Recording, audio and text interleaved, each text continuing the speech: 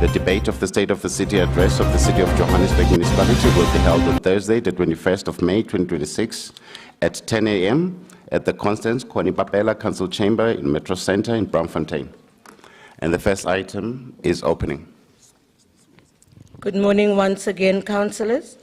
Executive Mayor of the City of Johannesburg, Councillor Silo Morero Dada, Councillor Dada Silo Morero, Deputy Executive Mayor, Councillor Loiso Masuku, Whip of Council, Councillor Kazamula Chauke, Chair of Chairs, Councillor Voani Marema, all political party leaders and whips, members of the Mayoral Committee, chairpersons of Section 79, fellow councillors, City Manager Dr. Floyd Brink, Secretary to Council Mr. Andile Kobinga, officials of the City of Johannesburg, residents of Johannesburg, members of the media, ladies and gentlemen, I welcome you all to the council meeting for the debate on the State of the City address.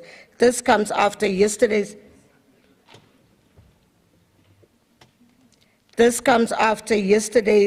presentation by the Executive Mayor on the State of the City address, and political parties will this morning engage on the Executive Mayor's SOCA address, and the Mayor will also be afforded an opportunity to respond in that regard. Councillors, the notice that went out to you and to all of us was that the meeting starts at 10 o'clock. Not at 1 minute past 10 or 5 minutes past 10, at 10 o'clock. And we are still walking in as councillors. No, I didn't ask for any opinions. Colleagues, besides all that, I want to also ask, we are going to have the 10 minutes to ensure that councillors that are present in the chamber is counted, but also that councillors that have signed the register so that we can confirm the quorum. But I also want to ask this humbly from this house, that we have a 35-minute break before we truly start. We've had an outage yesterday, and as you can see, your screens are not working. Your screens are not working, so we have to have our screens working. As you will also see, you don't have name tags in front of you. So we would want to have the screens working. With your indulgence, can we do that?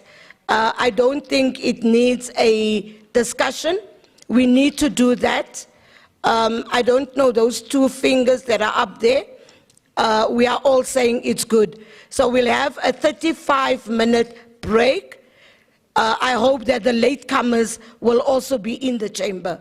I thank you all. You'll be back. Just hold on. 35 minutes. What's the time?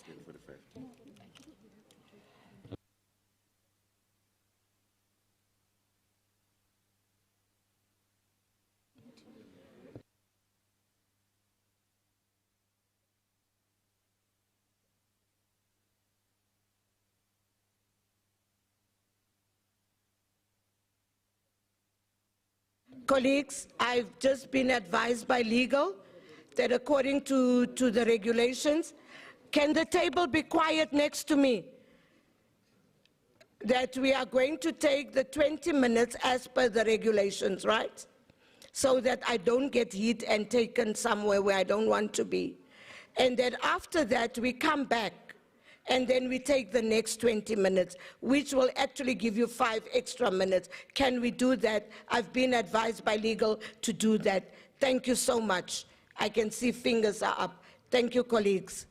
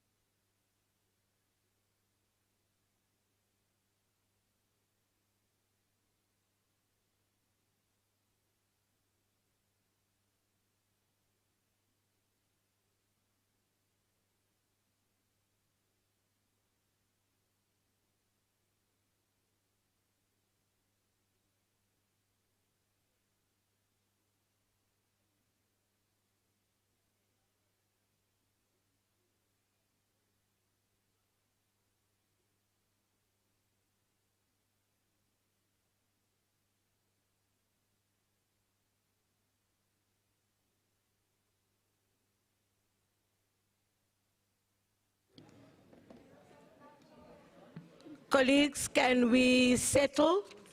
We said 20 minutes, and I think our 20 minutes is fine. IT, I believe everything is working.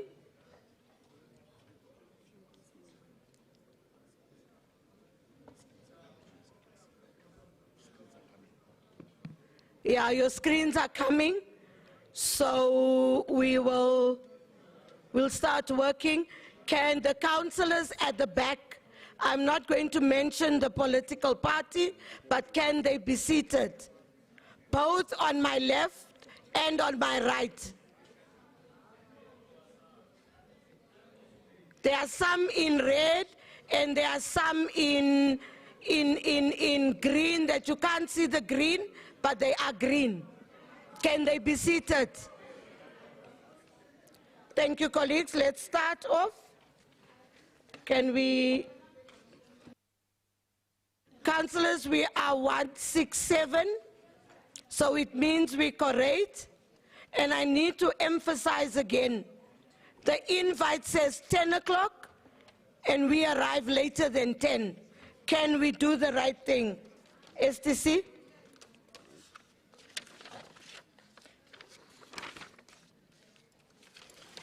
We now move to item 2, and that is the applications for leave of absence. Can we get apologies from the WUPs? Can we see the WUPs? Councillor Makuba, and then Councillor Masera, and then Councillor Munyai. I don't see Councillor Ndlela, Chair Ndlela. I'm looking for the usual Councillor, it's not Mosetla. Councillor from the EFF and Councillor Mkonza in that way. Just before you go, does the Patriotic Alliance have apologies? Your hand. Are we going to call you? And IFP, are we calling you? Oh, IFP is Councillor Makuba. Thanks, Councillor Makuba. Thank you, Speaker. Good morning, Speaker. Good morning, Executive Mayor, Deputy Executive Mayor. All protocol observed. For the IFP, it's Councillor Nyembe, ill health. Thank you, Councillor Makuba. The next councillor. Thank you, Speaker. Good morning to you and good morning to all the colleagues. I've got the following LOAs for councillors. Councillor Mohammed, Party Business. Councillor Sheikh Shabalala, ill health. Councillor Renee Benjamin, Private Business. Councillor Tim Trulak, Private Business. Councillor Florence Robert, ill health. Councillor Solomon Maila, ill health. Councillor Emi Kukemur, Private Business. Councillor Papo Makatisani, ill health. Councillor B. Campbell-Tlot, ill health. Councillor Ralph Bidkau, ill health. Councillor Gert Niemand, Party Business. Councillor Genevieve Sherman will leave early. Councillor Zonei Haggis, Party Business. Councillor Genevieve Sherman will leave early. And yeah, that's all. Thank you. Thank you, Speaker. Councillor, thank you. Next councillor. And machero was speaker. Ka action ese rena Councillor Nkomo, Councillor Mabelebele, abana ill health and late arrival. We have Councillor Zwane, Party Business. We have Councillor Mokoka, Councillor Nkwenjeni, study leave. We have Councillor Shumba. Noribu. Thank you. Next councillor. Thank you, Madam Speaker, and good morning to you too, and all protocol observed. On the ANC caucus, Councillor Ne, Councillor Nyembe, Councillor Mnyameni, for ill health, Councillor Maruma and Councillor Mnisi. family bereavement, Councillor Nguse is out of the province.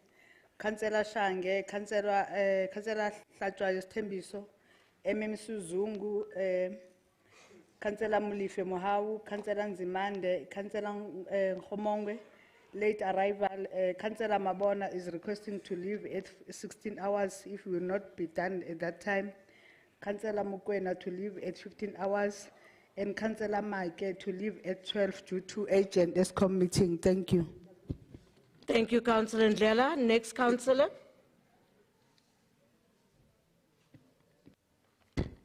Thank you very much, Speaker. Greetings, colleagues. From the EFF, we have Councillor Koma, Councillor Kukube, Councillor Mohapi, three of them on party business. We have Councillor Ngwenya, ill health. We have Councillor Makafula, Councillor Mukwena on family commitment. And then we have Councillor Ntwele.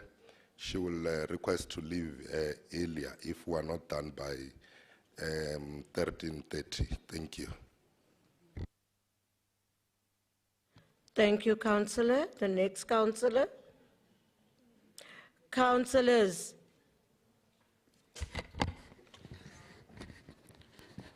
Madam Speaker, good morning. Apologies from... No, Councillor, you were not noted. Councillor from ACDP? Yes. Nkonza? Yes, thank you very much. Shalom, shalom, Madam Speaker. Greetings to the Executive Mayor, the Deputy Mayor, the Executive, all councillors.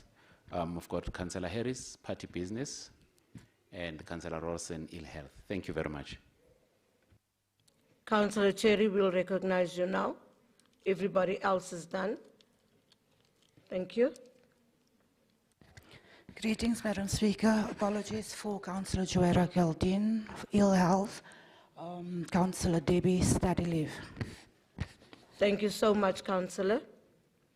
Colleagues, we also have the following, as noted by Councillor Nkonza, Councillor R. Harris, Political Party Business, Councillor Mpolo Bosho, Private Business, and Councillor F. Abdul, Private Business. Are these all noted? Thank you, colleagues. We move on. We now proceed with the debate on the State of the City address by the political parties. Thank you so much, colleagues. We start off with the Good Party, Councillor M. Cook, Councillor Johannes.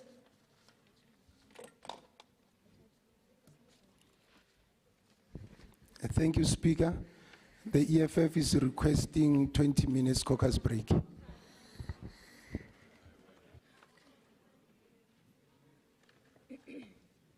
It's 10:44. We come back at 4 minutes past 11 sharp.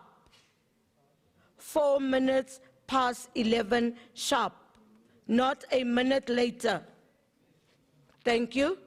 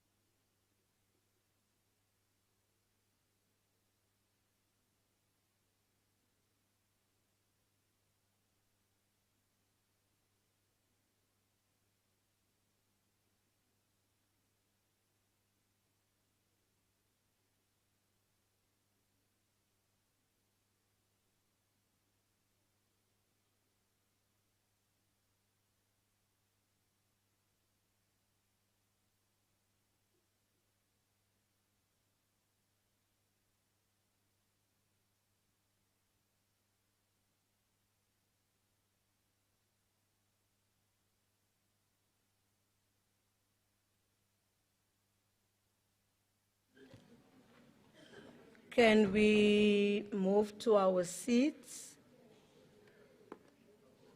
so that we can get the EFF to report back?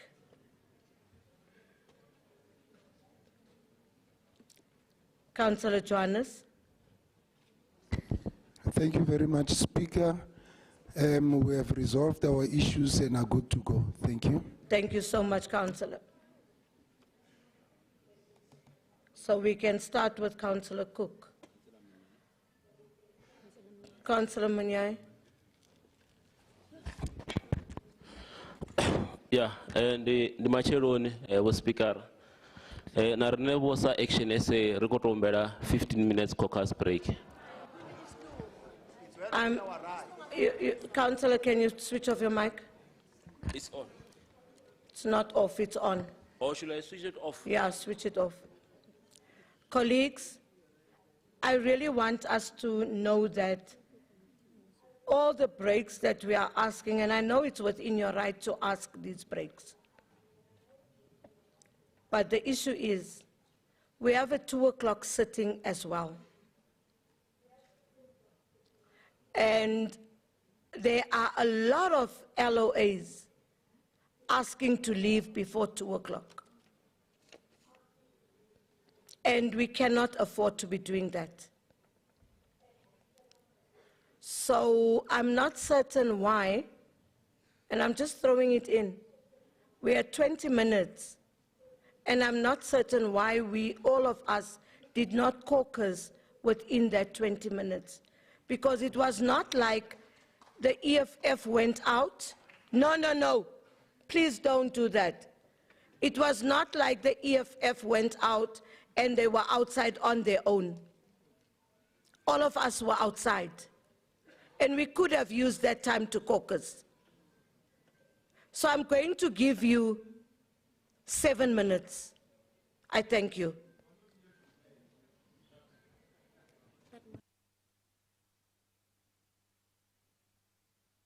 And you come back 13 minutes past 11.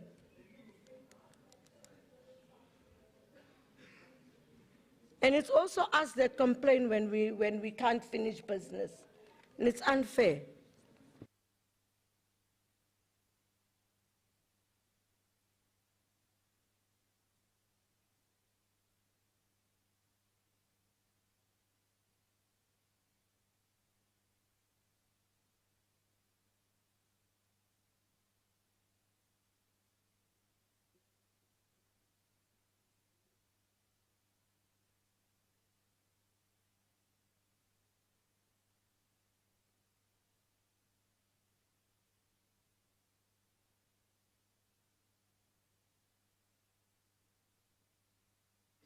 Yes, ma'am?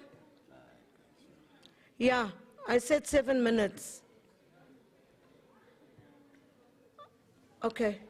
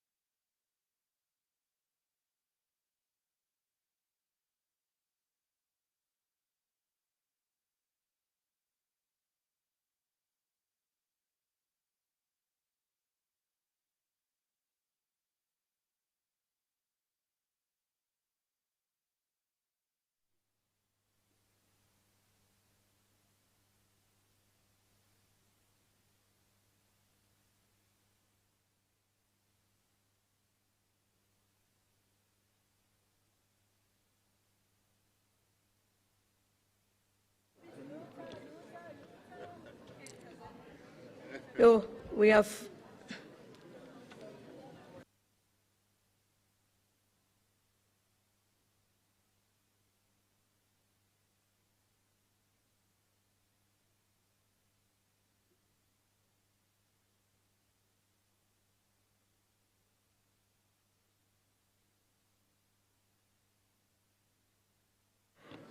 Colleagues, we gave Action SA 7 minutes. Their 7 minutes are over. Can we be seated so that we start the session, whether they are here or not? We gave them 7 minutes. So can we be seated? And we do correct even though they are not in the chamber. So we are going to start. We need disciplined councillors. Thank you, colleagues.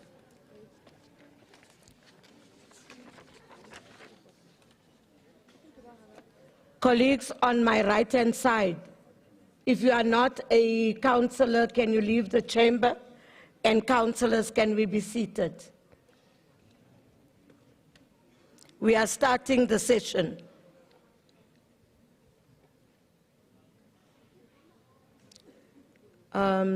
Deputy Executive Mayor, can we have the mayor to come in, as we are going to have people speaking to his speech?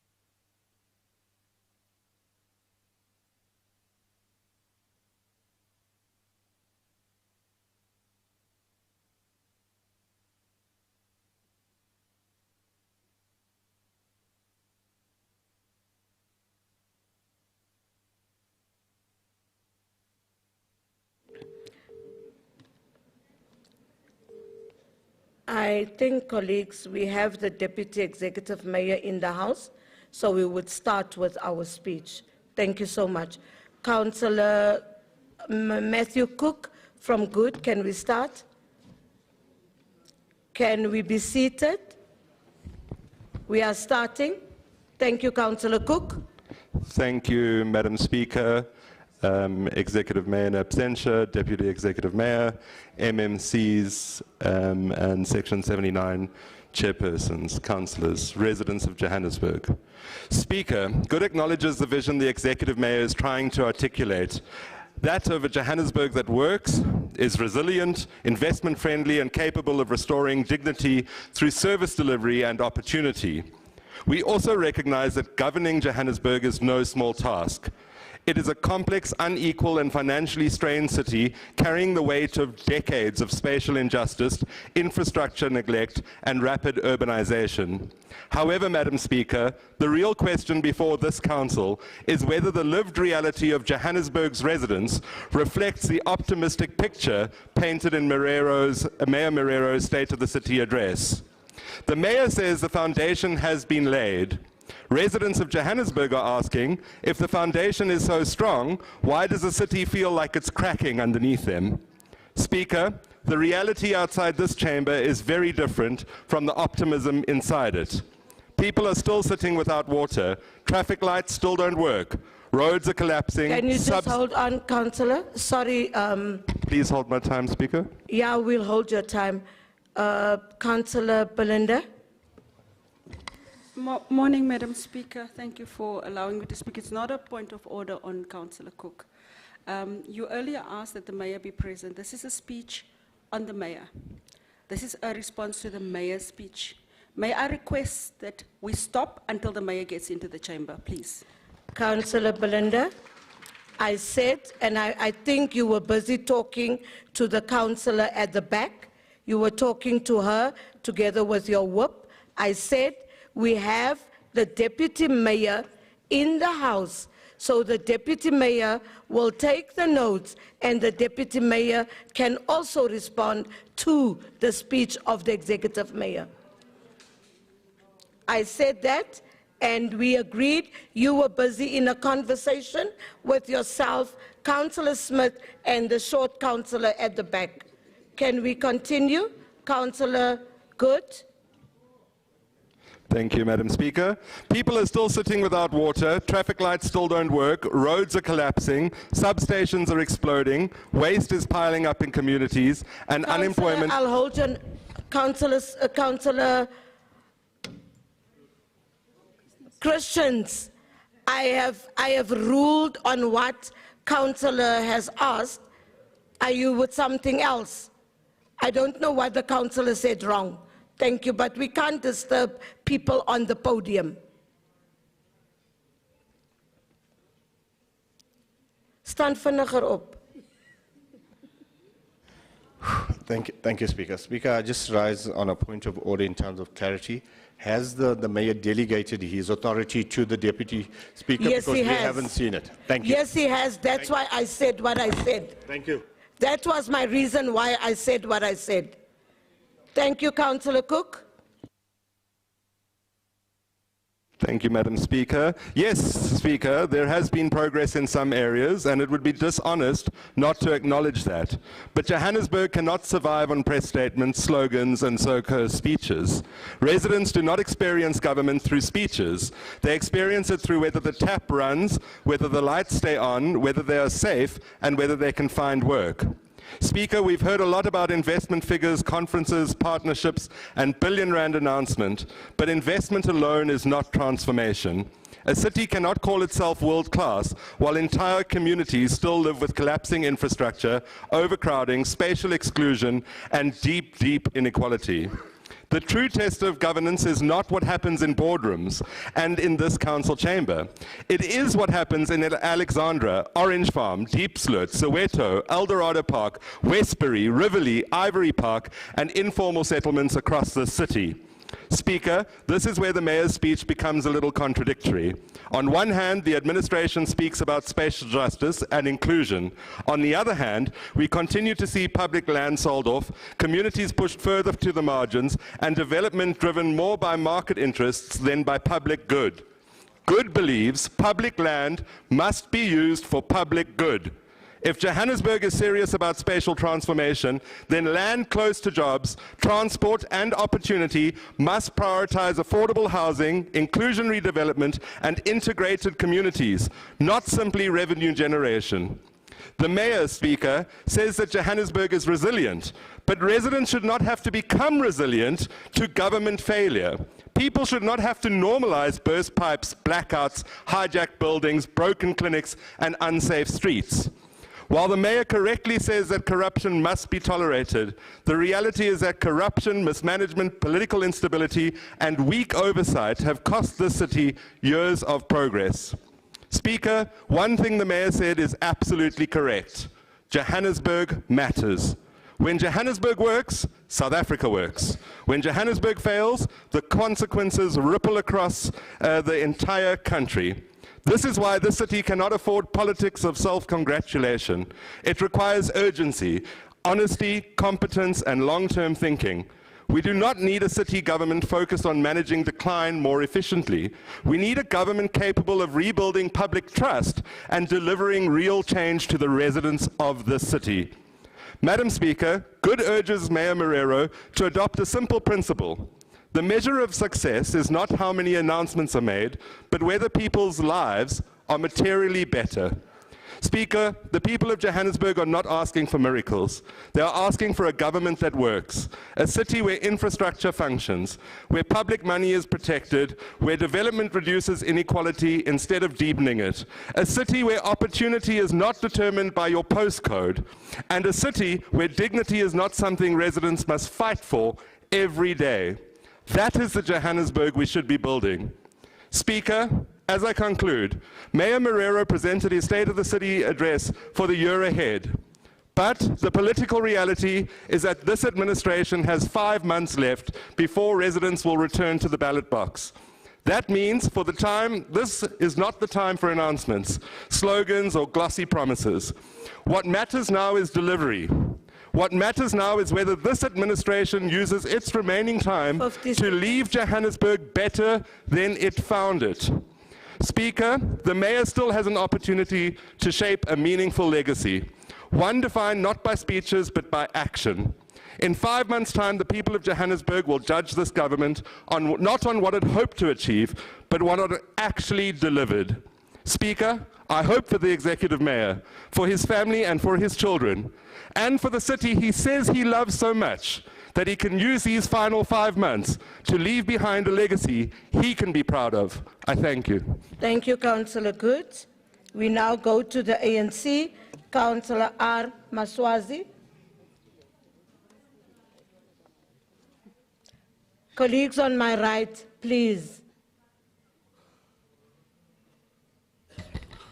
Thank you, Speaker. Honorable Speaker, Executive Mayor in absentia, the Deputy Executive Mayor, fellow councillors, guests in the gallery, and most importantly, the residents of the City of Johannesburg. Speaker, we must begin with the facts. This administration inherited a financial distressed city with infrastructure under pressure and political instability. And yet today we have a fully funded 89.4 billion budget. We are maintaining financial discipline, all while rebuilding trust in our systems. The Mayor's State of the City address painted a clear picture of Johannesburg. It painted a picture of Johannesburg that is working, not perfectly and not without its challenges, but decisively and with purpose.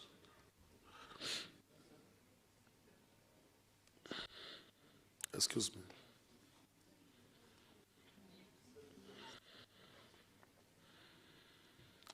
The city's foundation is indeed solid, Speaker, and to quote the Mayor, open quote, when Johannesburg rises, Africa rises, close quote. As we have seen with successful hosting of the G20, that saw Africa making a statement to the world, and that this city is leading the charge. Now, Madam Speaker, let me be clear. I do not stand here and claim perfection. The African National Congress acknowledges the issue facing this wonderful city of ours. We acknowledge the infrastructure challenges that have been cited by some of the fellow councillors, the issues of the water issues and all that. The Mayor have correctly alluded and said that something has been done. Other issues that we have is the unemployment crisis that we are facing. The youth in the main are affected.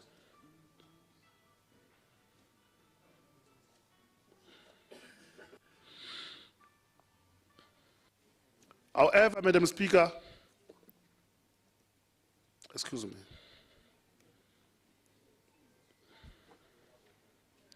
However, Madam Speaker, what defines leadership is not the absence of challenges, but the willingness to face the challenges. And that is exactly what this administration is doing under the leadership of the Mayor and Tadeselo Dadamorero. We see this happening all around the city, high impact service delivery, a clean and safer De Villa Street in Johannesburg CBD, the housing developments across the city, and in the expansion of infrastructure, road repairs. Honorable Mayor, in your absentia, we welcome your initiative to rename Lanseria Airport to Lanseria Johannesburg International Airport. We also thank you for the 300 high-mast streetlights recently installed from the airport via Malebonge Road to the N14 freeway. Ourselves being the residents of the precinct of Lanseria, we can attest that 12 months ago, when we had a stakeholder briefing about the Lanseria Smart City, one of the pertinent concerns was the fact that Lanseria is too dark, and when we speak about investment that should come in Lanseria, it can't happen in the dark. Any business person who wishes to invest in that area should do so knowing that the area is safe. Right now, as you drive out of the Lanseria Airport, either you are joining the N14 to Pretoria or Krugersdorp, you have got a choice to even switch off your lights while you are driving, because the area at night is as bright as daylight. These are amongst the successes that you have alluded, Executive Mayor, and you also said that you are not presenting a state of the city that is perfect. You acknowledged that there are issues that still need to be resolved. And I think among some of the successes, we should acknowledge that recently we had the Provincial Human Settlement Government that came around the Lanseria precinct. And then they've made a commitment that they're going to build over 10,000 houses around Lanseria precinct as a preparation to come and actually make this dream of a Lanseria smart city become a reality. And we are happy that with the city that is led by yourself, you are showing commitment and also the need to be able to be around to assist the development of Lanseria city. During your 2025 State of the City address, 12 months ago, you used a phrase that said, open quote, drastic times call for drastic measures. You further stated that, open quote, we must behave in an unusual manner so that we can see and yield different results. Executive Mayor, these were your own words 12 months ago. And indeed, this unusual behavior is now yielding positive results, as we have seen the efforts that you are doing in De Villiers, together with Small Street, working together with your GLU partners. We would like to encourage you, Mayor, that continue with this good work that you are doing. All the good efforts are being acknowledged.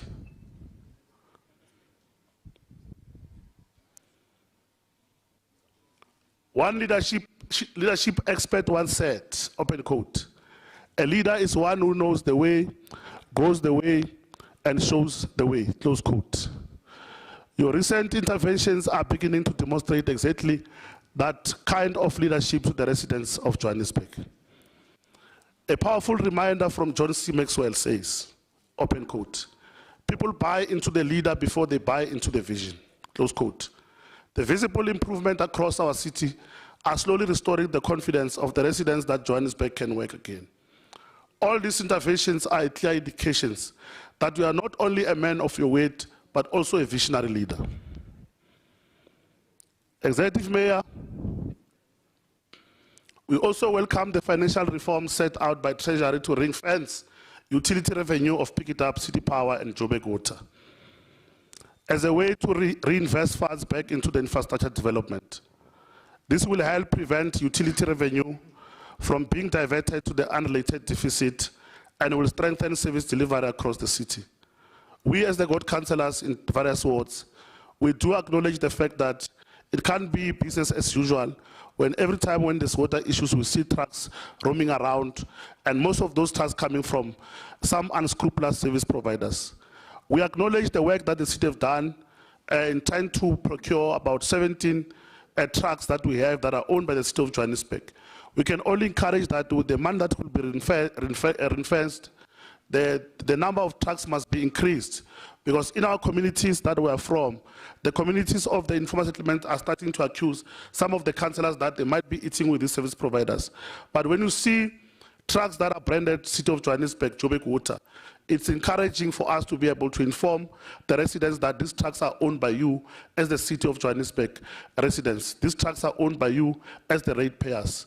So where there are problems, we are actually seeing that you are coming with some turnaround strategy, and we would like to encourage you to go ahead with that. We commend your administration for taking the bold and practical steps towards rebuilding Johannesburg and ensuring that service delivery reaches our communities.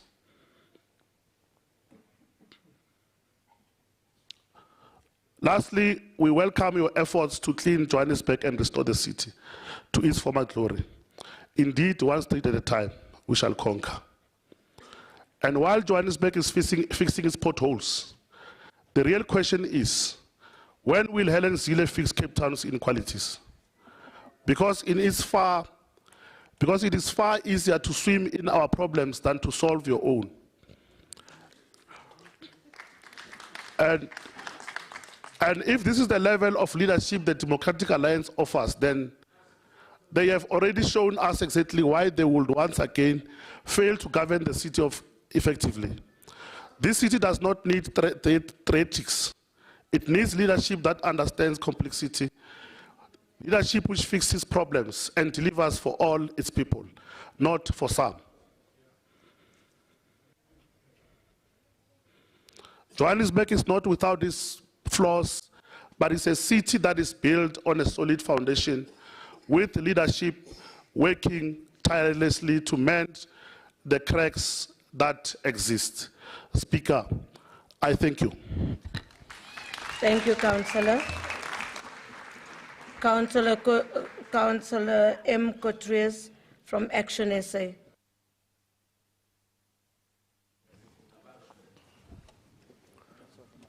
Mevrou die Speaker,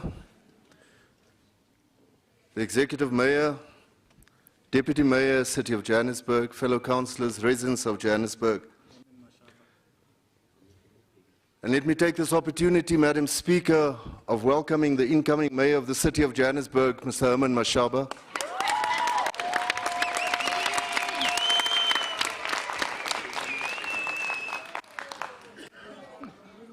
Madam Speaker, yesterday we listened, or we tried to listen carefully to the city address by the outgoing Mayor of Johannesburg, Councillor Morero. And let me just qualify why I say the outgoing Mayor. His own political party, the ANC, is advertising his post. So it seems to be another vote of no confidence against the Mayor, but we won't go there, we're not there. Madam Speaker, Mr. Mayor's speech was filled with optimism, ambition, and promises about laying the foundation for the future. But the question we must ask, Madam Speaker, on behalf of the people of Johannesburg is this: are residents living that future today, or are they still waiting for it? Let me begin by acknowledging that Johannesburg remains the economic heart of our country, that partnerships with business and civil society are necessary and welcome. And Madam Speaker, we support any initiative that genuinely improves the lives of our people. However, acknowledgement must never replace accountability. Let's break down that recycled speech that was delivered yesterday. As in previous years, his plans and achievements are not aligned with what he promised last year. We thought that since this was his last state of address before Herman Mashaba takes over the city, he would genuinely inspire hope or sign off with a bang. But alas, Madam Speaker, he maintained his tradition of delivering hollow, flaky speeches. Madam Speaker, reclaiming the city, we must realize that Action SA is the custodian of the inner city rejuvenation. And we welcome the seasonal efforts by the ANC-led administration and the other smaller, what do they call it, Nyana parties or something like that. But it's not enough. We cannot only clean the city when a big event is coming. This must be a continued effort. We have more than 1,000 hijacked properties in the city, and this current leadership has shown no appetite to resolve it. The Mayor, in his address, failed to address the elephant in the room. Which one? Because there's quite a few. But let's just speak about crime. And this is committed largely by illegal foreign nationals, and this has pushed away our investors in the city of Johannesburg. The Mayor proudly shared a few of what he believes are the highlights of his governance, including the infamous Brixton Reservoir. We need to remind the Mayor that it was Action SA that constantly pushed for its completion. And this as we do with the Errant Reservoir and pump station in Midrand. While we're talking about that, Madam Speaker, does the Mayor realize that the Hector Norris pump station is out of operation for more than a year? Now, this pump station supplies water to most of Selby, so no water for more than a year in Selby, all because the contractor has not been paid. Statistics that the mayor shared with the public mean nothing to a community member in Matolisville. The community has been waiting for water, or for an RDP house, or for electricity for more than 20 years.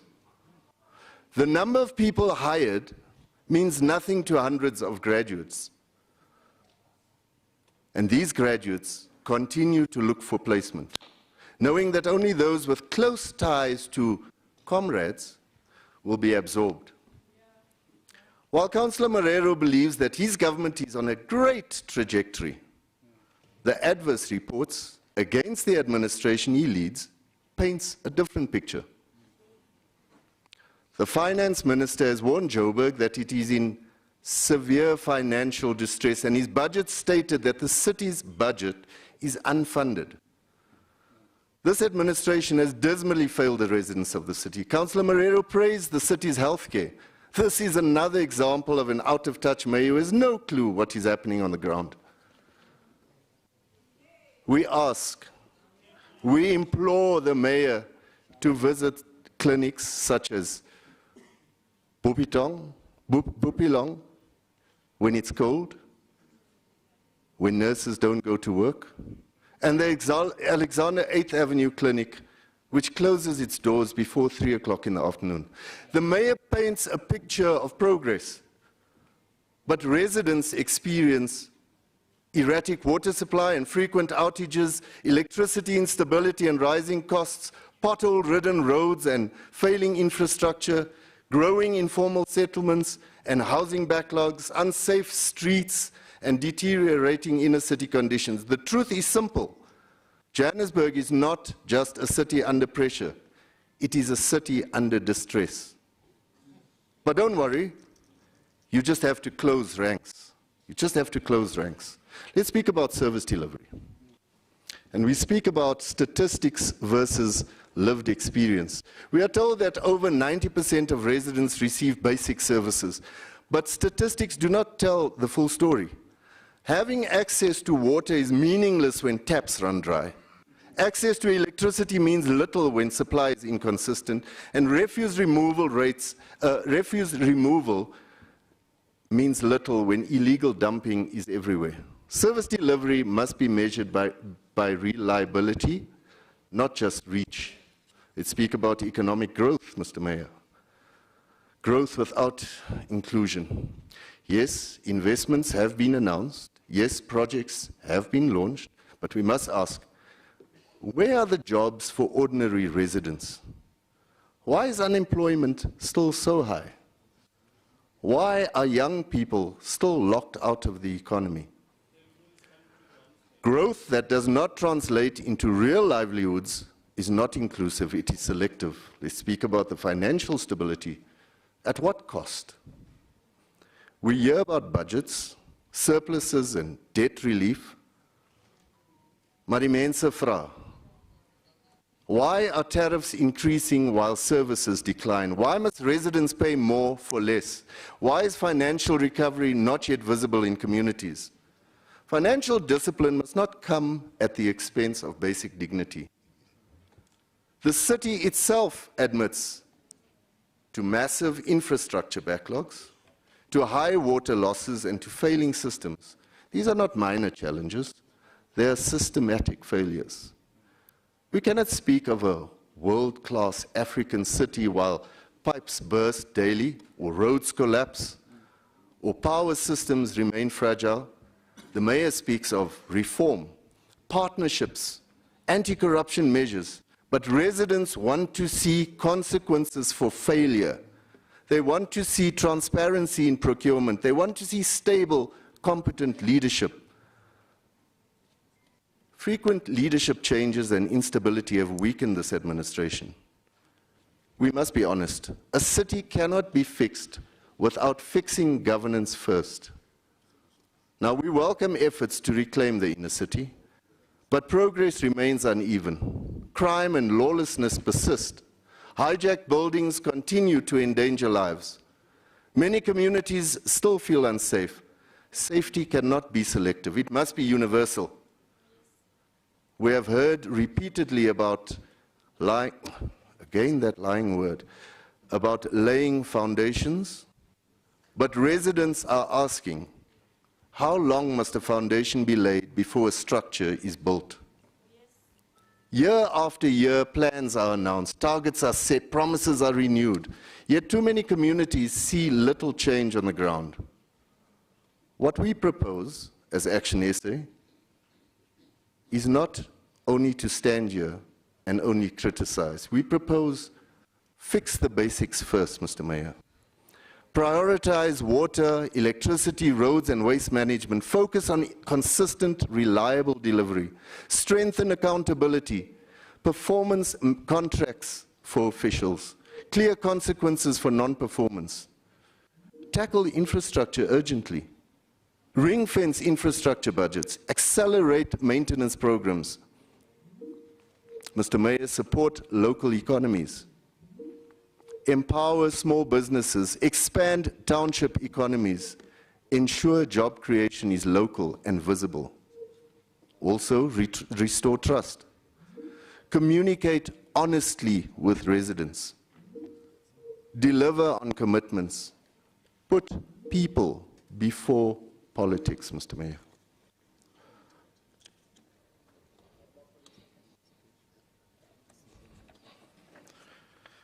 It's very sticky on these pages. In closing, Honorable Speaker, thank you.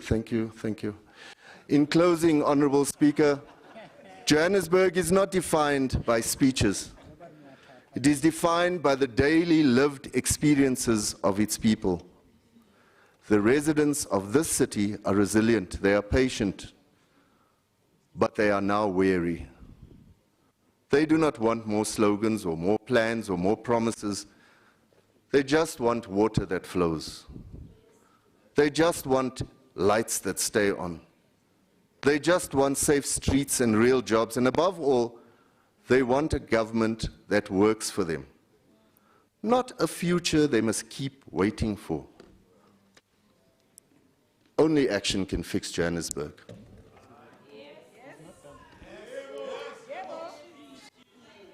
Thank you. Let us move beyond foundations. Let us build the city our residents deserve. Again, I say to you, and let's hear you clap, like you clapped yesterday about the progress in Johannesburg. Only Action SA can fix Johannesburg. Madam Speaker, I thank you.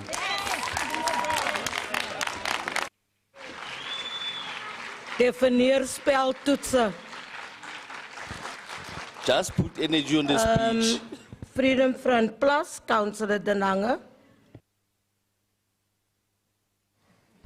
Thank you, Madam Speaker. All protocol observed.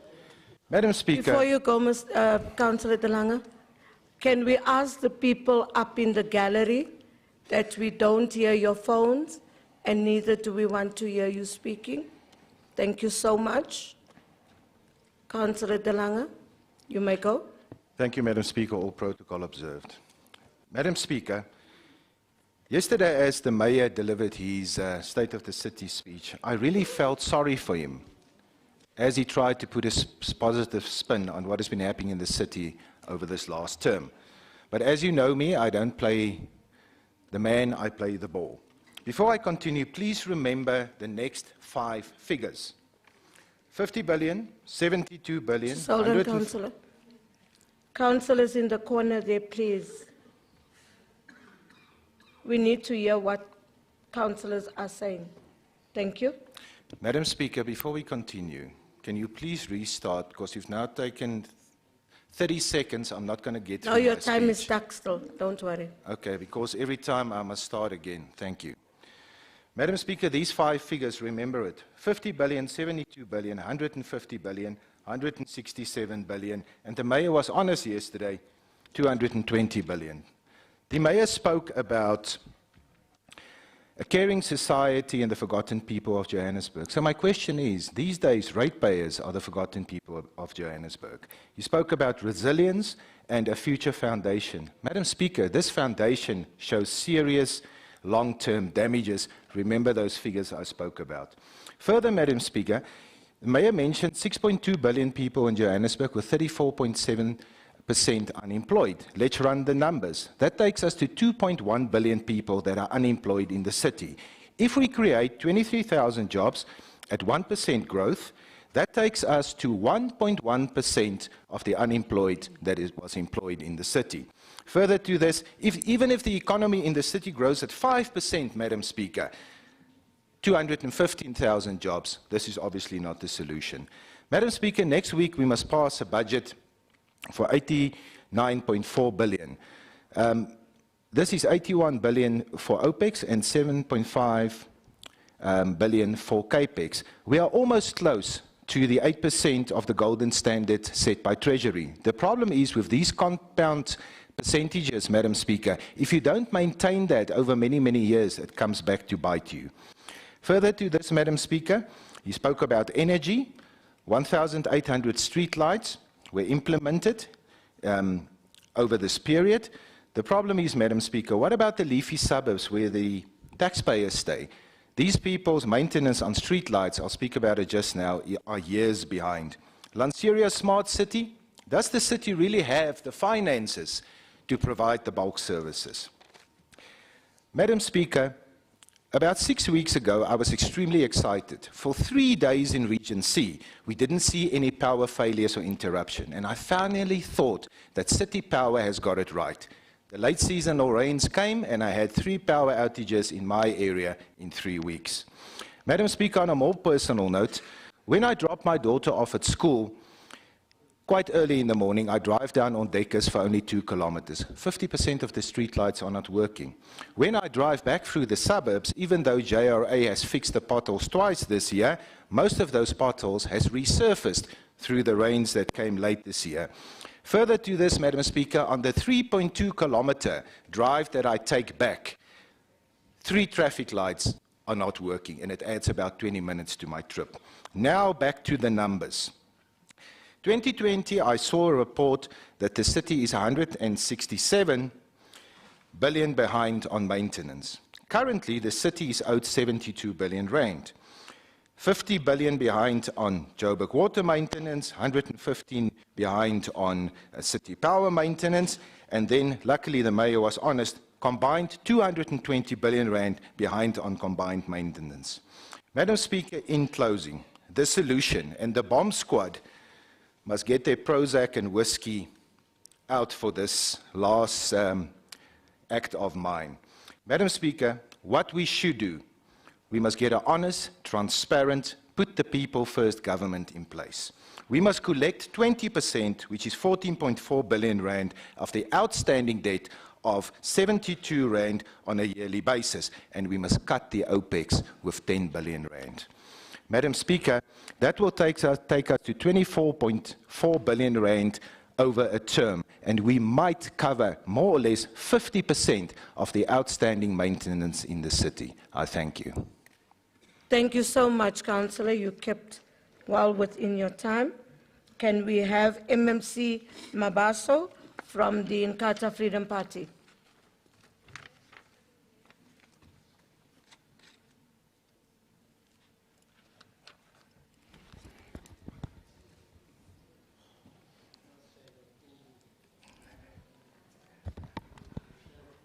How? Thank you very much, Madam Speaker. Greetings to yourself, the Executive Mayor, the Deputy Executive Mayor, MMC Mgcina. I almost said members of the Mayoral Committee, but it's the 2 of us. So MMC Mgcina. Councillors, guests at the gallery, members of the media, colleagues.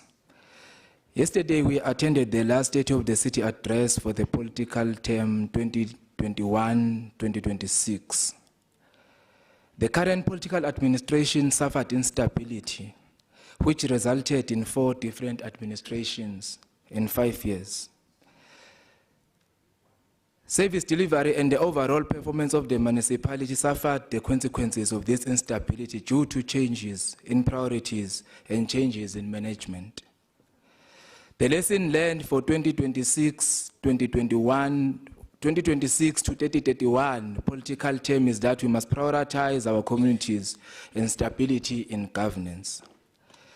We appreciate EM that you acknowledge the challenges and the interventions that have been deployed to mitigate them and improve services to ensure development of our communities. The IFP has always maintained its position that municipality must lead infrastructure development to enable businesses to grow, stimulate economic growth, and create jobs. Infrastructure development remains imperative for both service delivery and economic expansion. We understand that as the municipality, we cannot enact a foreigner's ban, but we can place strict restrictions to protect our local economy. Local economy is the backbone of our economy, and we cannot allow those that are not assisting the country to create employment to continue controlling our economy in the economic hub of the country. We must intensify bylaw enforcement to protect our infrastructure from illegal connections. However, we must also be in cognizance that the best way to eradicate illegal connections is to roll out development for proper provision of these services. Let's continue to clean the inner city EM. All these court applications are a demonstration that we are on the right path. Inner city rejuvenation requires a dedicated funding to address the provision of alternative accommodation, dedicated capacity for bylaw enforcement, a tactical response unit that will work with intelligence agencies to arrest drugs operations and hijacking of building syndicates. We appreciate the acknowledgement of human settlements projects that are meant to provide subsidized housing and social amenities. Honestly, EM, these mega developments contribute substantially to bulk infrastructure investment through the construction of roads, power stations, reservoirs, and other related infrastructure components. Housing is a constitutional imperative. Even the Freedom Charter, even though I don't really subscribe to it, state that there shall be houses for all. We have a housing backlog that dates back to 1996. If we do not recognize this, we will have failed our residents. We need to build houses for our people. We need to construct roads and stormwater infrastructure to support the proclamation of all townships and the effectively rollout of title deeds. Human settlements mandate is funded through Urban Settlements Development Grant. Very soon, together with the affected ward councillors, he will receive a date from the Department of Human Settlements for the introduction of a program manager that will lead the hostel redevelopment project. The department will continue to roll out the program to formalize and upgrade our informal settlements. The policy for effective management of the informal settlement is on its way to council for approval. We have to roll out the programs to electrify the informal settlements, to provide water in the informal settlements, to provide sanitation in the informal settlement. Working together with the GPF, we are going to roll out the alternative sanitation in the informal settlements. will continue to work in the department to make sure that the livelihood of our residents are improved, to make sure that services are delivered, to make sure that underdeveloped communities are developed. Thank you very much. Thank you, MMC. Chair D. Ponsonby from the PA.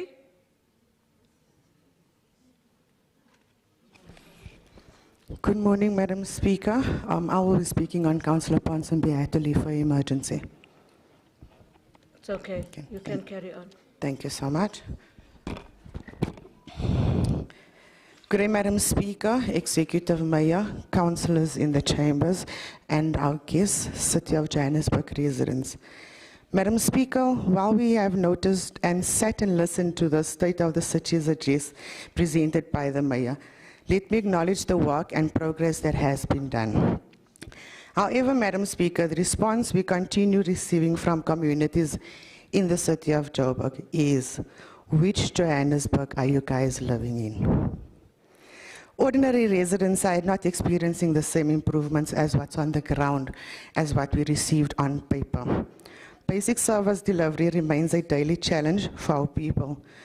City Power takes up to 15 days to restore electricity, not even talking about street lights. Joburg Water's turnaround time for repairs and outages are the same, very concerning. These are the things, the basic services our communities are crying for every day. Madam Speaker, we have been sitting in these chambers for months on end. Yet we as councillors, we are neither being heard or being seen. We are the voice of our communities. We are the direct link between residents and this administration, but we are not being acknowledged.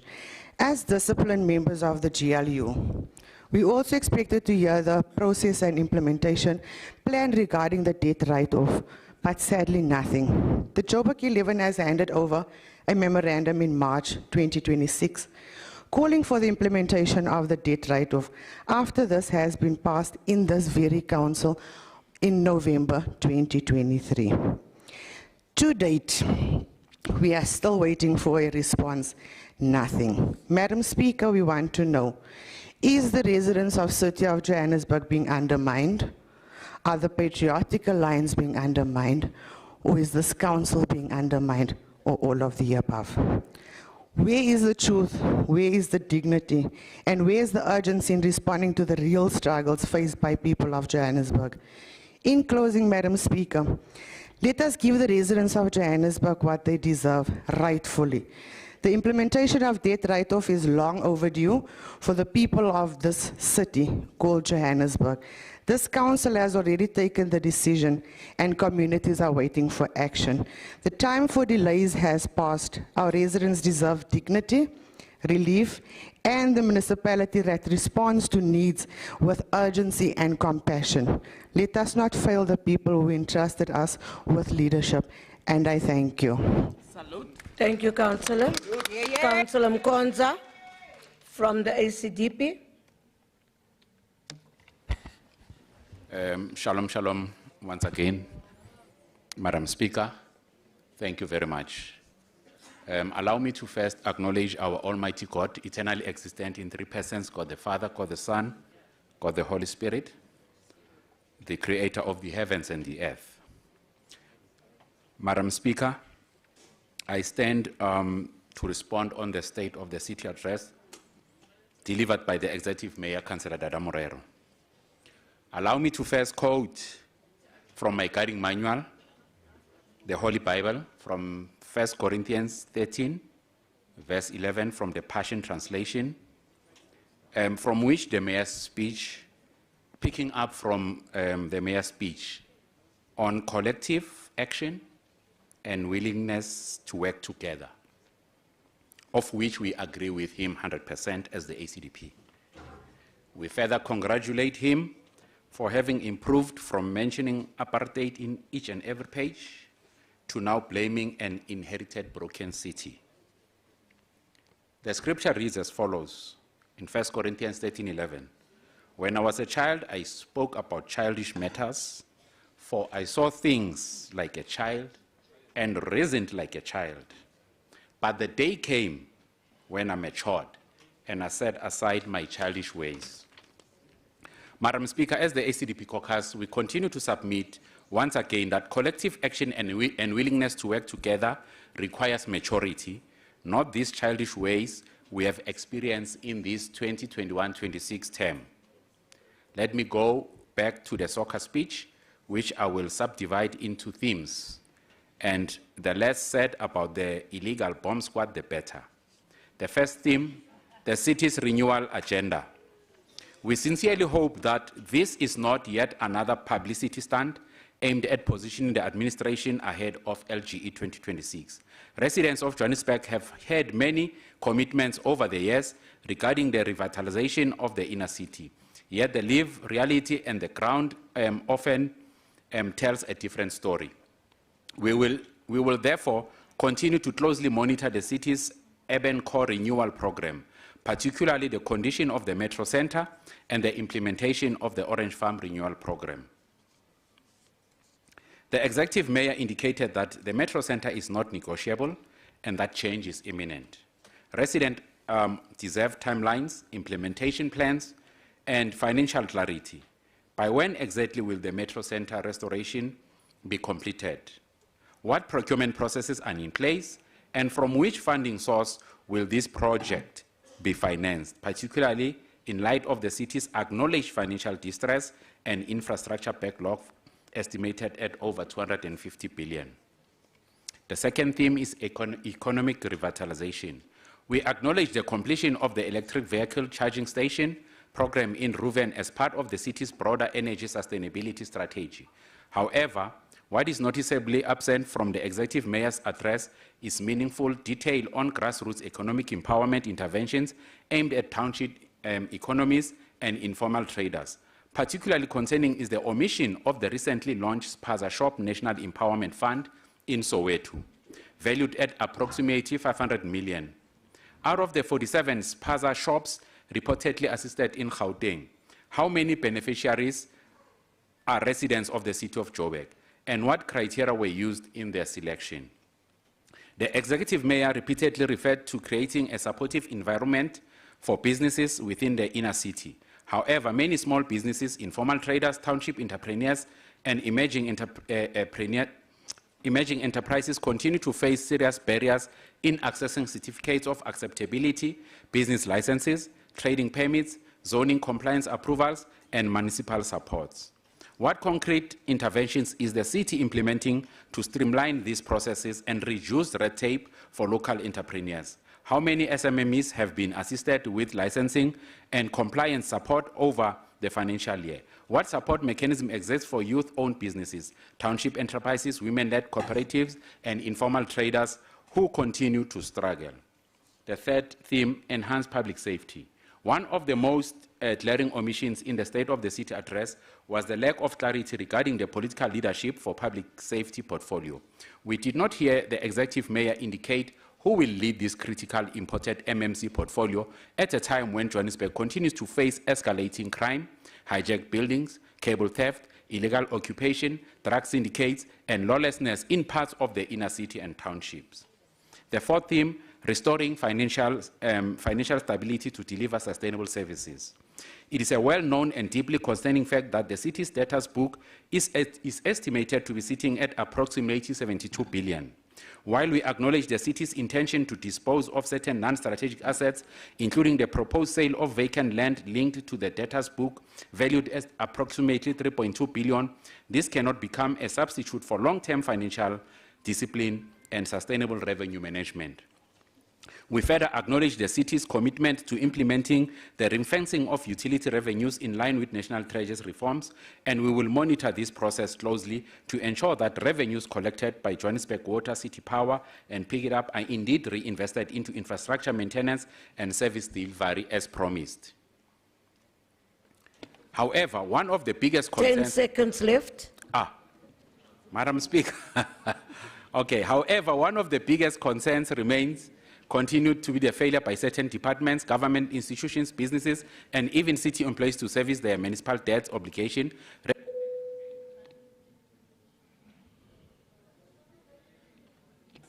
Thank you, Councillor Mkonza.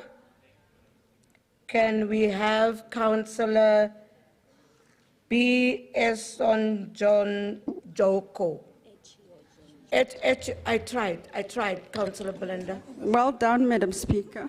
Thank you so much.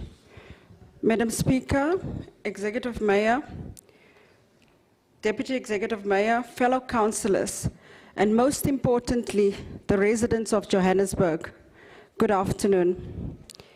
We gather today not merely to respond to the Mayor's speech, but to respond to the lived reality of the people of Johannesburg. Yesterday, we went to church to listen to the mayor's farewell speech that was littered with untruths, Madam Speaker. A State of the City address, Mr. Mayor, should be an honest account of where our city stands. It should tell residents the truth about the conditions of their roads, their water supply, their electricity network, their finances, their safety, and their future. It should not be an exercise in political theater. It should not be a celebration of slogans while communities wait in the dark, taps run dry, refuse piles up, and businesses lose confidence. Today, on behalf of the Patriotic Alliance, I rise to respond with honesty, with facts, and with a clear alternative. Because Johannesburg does not need more excuses, Mr. Mayor. Johannesburg does not need more recycled promises. Johannesburg does not need another speech about foundations while the walls are crumbling around its residents. Johannesburg needs a government that works, Madam Speaker. And that is a choice before this city as we look towards 2026 local government elections. More decline under a failing coalition of chaos, or a DA-led government that restores basic services, stabilizes the finances, rebuilds infrastructure, attracts investments, and puts residents first.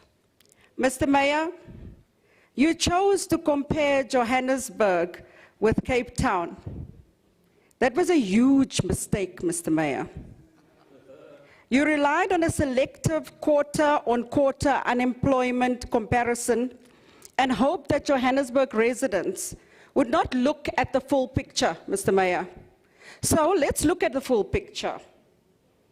According to the latest Stats SA quarterly labor service survey, Cape Town's unemployment rate declined year on year from 21.9% to 21.4%, Mr. Mayor. Johannesburg's unemployment rate increased from 34.3% to 34.7%, Mr. Mayor. But even that is not the most important picture or the figure. The real test is whether a city can massage an unemployment rate. The real test is whether a city is creating jobs. And on that test, Mr. Mayor, the contrast is very clear. Year on year, Cape Town gained 35,000 employed people. Johannesburg lost 40,000 employed people. That's the truth, Mr. Mayor, that you did not tell the residents of Johannesburg. Because in Cape Town, unemployment fell while more people entered employment. In Johannesburg, Madam Speaker, the number of unemployed people barely moved, not because people found work, Mr. Mayor, but because too many people have stopped looking for jobs. That is not success. That is not resilience. That is not a foundation for the future of Johannesburg. That is a story of a city where opportunities are shrinking, where confidence is collapsing, where residents are being pushed out of the economy. Mr. Mayor, Cape Town is a city where more people are finding jobs. Johannesburg is becoming a city where people, too many people, are giving up looking for work. That is the difference between hope and despair. That is the difference between a government that enables growth and a government that explains why it has declined. And if this is a success you are proud of, Mr. Mayor, then Johannesburg residents have every reason to demand a different government in 2026. Mr. Mayor, you then asked whether residents can trust healthcare services in Johannesburg, and your answer was yes. But your evidence was not the condition of our clinics. It was not the waiting times at hospitals. It was not the number of cancelled surgeries. It was not whether patients can access clean water, working toilets, medicines, doctors, nurses, and emergency care at our clinics. The evidence was that fewer people in Johannesburg are on private medical aid than in Cape Town. Mr. Mayor, that is not a vote of confidence in public health care. Mr. Mayor, that is a measure of affordability. A pensioner waiting in a queue from before sunrise has not cast a vote of confidence. A mother sitting with a sick child in an overcrowded clinic has not endorsed the system. A family that cannot afford private health care has not praised government. They have been left with no alternative but to go to a government clinic. And when we look at what is happening in Johannesburg health facilities, Mr. Mayor, the picture is not one of confidence, it is one of a crisis. At Melvin Clinic in east of Johannesburg, patients again suffered low water supply in January 2026. Despite earlier promises by yourself that a JoJo tank would be connected to internal pipes. Staff were forced in a clinic to use bucket toilets. Toilets were closed and infection risks increased.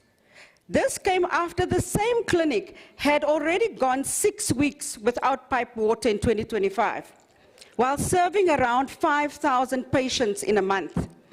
Mr. Mayor, how can a clinic protect public health when it cannot flush the toilets at the clinic? How can nurses uphold hygiene standards when there is no running water? How can residents trust a system where the most basic requirements of health care are treated as an option? Mr. Mayor, you also spoke about reclaiming the city. You spoke about lawlessness, bylaw enforcement, and making Johannesburg safer. But once again, Mr. Mayor, the words in your speech do not match the conduct of the government delivering it. Because while residents are asking for law and order, this executive has been fighting fires inside its own executive in the mayoral committee. One MMC allegedly faces criminal charges over alleged discharge of a firearm in a public space. Another have been arrested in connection with allegations of kidnapping, assault, and pointing a firearm at a child, which was later withdrawn due to ANC leadership intervention. A third has faced media scrutiny over alleged construction mafia links and alleged... Councillor Belinda, can both the left and the right, can both of you on the left and the right allow the councillor to finish her speech? No, colleagues, I'm asking both sides. I'm asking left and right. Someone is going to... no, Councillor, no. I'm not giving an opportunity for anything. I'm saying both sides. Can we respect? Since this morning, we've been having disrespect. There were some councillors that asked to have caucus, and they arrived a half an hour later. And now some of us are making noises. Can we stop? There are people in the gallery looking at all of us. You can continue. I've ruled on this, please. Thank you, Madam Speaker. A third has faced media scrutiny over alleged construction mafia links and alleged facilitation fee payments, allegations that are very serious enough to form part of a Hawks investigation, Madam Speaker. Mr. Mayor, this is not how a government restores trust. We need to be confident that when you go out to enforce bylaws, that your own executive follow the same rules and that all of us can trust you. Madam Speaker, how can the resident trust the mayor that presides over these kind of allegations? That creates the perception that MMCs are above the law. So when the mayor speaks about a safer Joburg, residents are entitled to ask a simple question: who is expected to obey the law? Only the residents? only small businesses, only informal traders, or does accountability also apply to the people sitting around the mayor's table?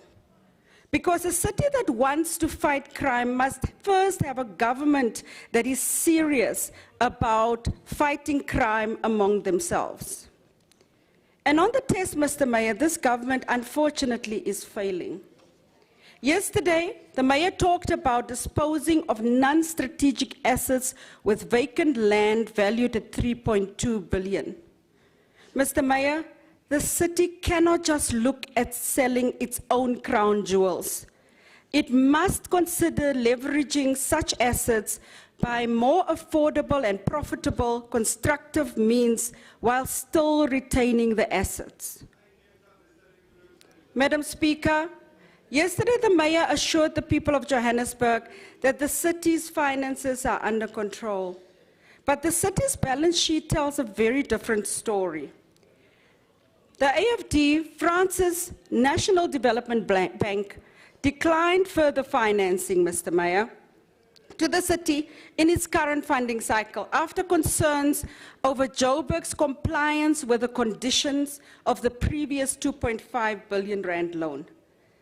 That is what loss of confidence looked like, Mr. Mayor. Then the Johannesburg Stock Exchange suspended trading in the city's listed debt instruments after Johannesburg failed to meet its annual reporting decline. That is what financial misgovernance or failed governance look like. Then Eskom warned that Johannesburg's electricity supply could be restricted because City Power owes it billions of rands. That is what a broken municipal entity looks like, Mr. Mayor. Then National Treasury warned that Johannesburg is in severe financial distress with concerns over liquidity, governance, compliance, rising debt, unpaid creditors, and commitments the city may not be able to sustain. And this council has seen the last Section 71 report in December. That is what a financial crisis looks like, Mr. Mayor. Madam Speaker, so when the mayor tells residents that the foundation is solid, the evidence unfortunately says otherwise. A financially stable city does not lose the confidence of development financiers. A financially stable city does not replace paying residents and put them at risk because City Power cannot settle its Eskom account. A financially stable city, Mr. Mayor, does not have its debt instruments suspended by the JSE. This is not sound financial management, Mr. Mayor.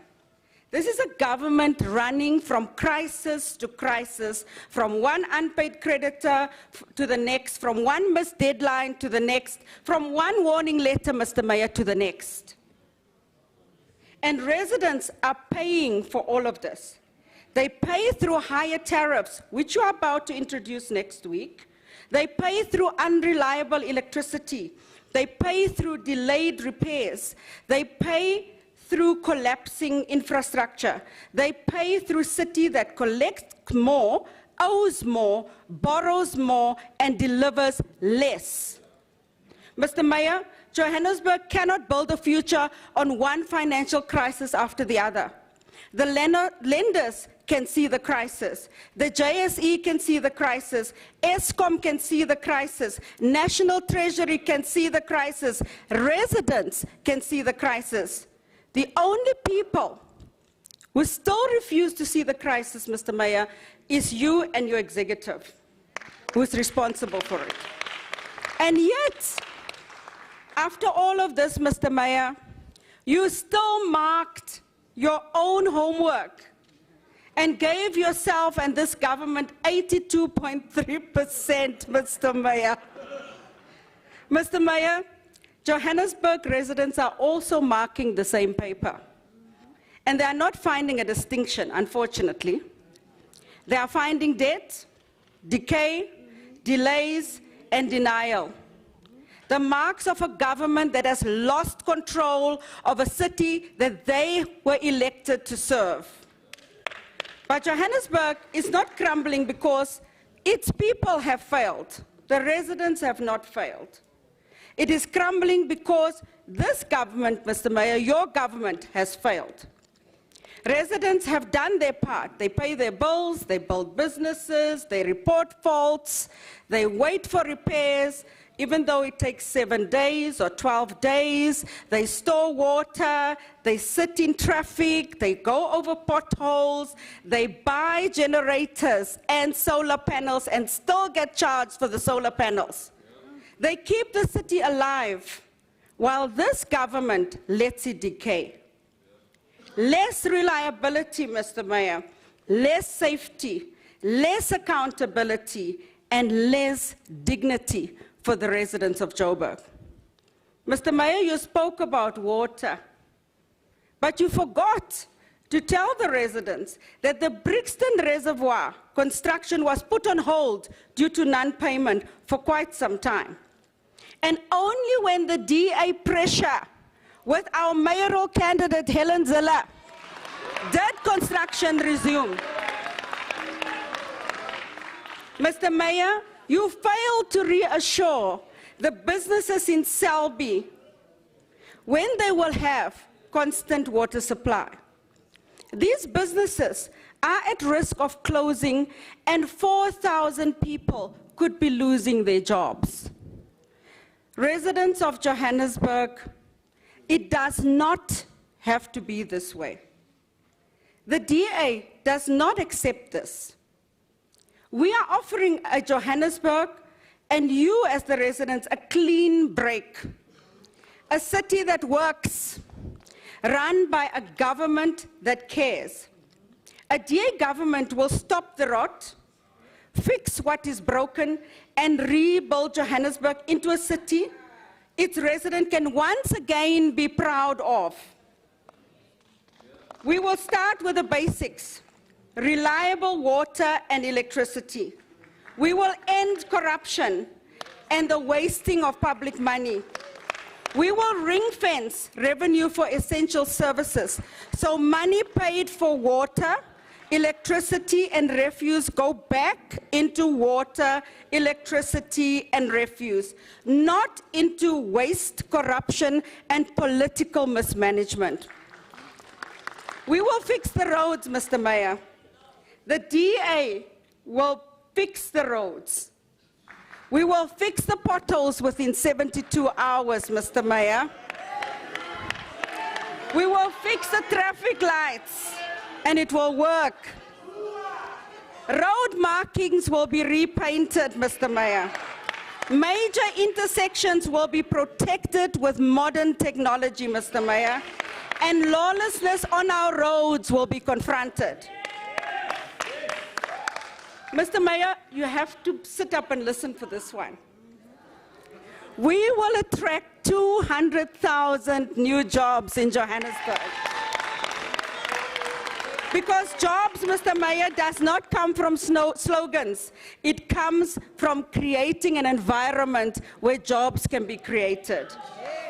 Jobs come from business.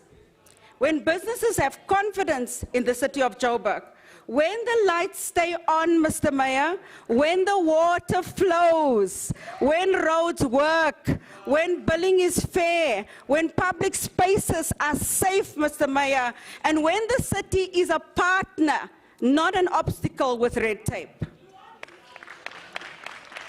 Mr. Mayor, we will restore law and order. We will reclaim hijacked buildings, not only in an election year and in the Joburg CBD. We will stop land invasions, make public spaces safer, Mr. Mayor, and take corruption head on. We will not just manage corruption and smallanyana skeletons, we will take it head on. We will not explain it, we will not redeploy it, we will end it, Mr. Mayor.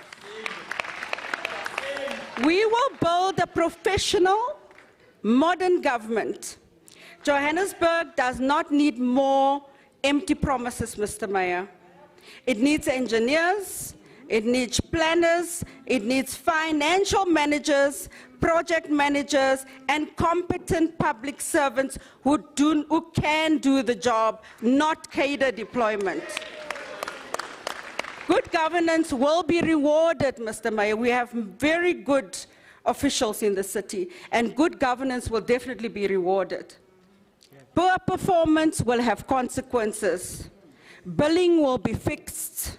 Systems will be simplified for our residents, so they don't have to go from pillar to post and be told they have to be in this region when they're supposed to be in another region to report simple things. That is the choice that residents have in 2026. The government that gives itself 82.3% while the city falls apart, Mr. Mayor, or a DA government that will be judged by results. A government of excuses or a government of delivery? A standard that normalizes collapse or a government that restores standard, Mr. Mayor? Johannesburg has waited long enough. In conclusion, Madam Speaker, the DA is ready. We believe in Johannesburg. And together, we will get Johannesburg working, Mr. Mayor. Working with Helen Ziller as Mayor on 5 November 2026. Thank you very much.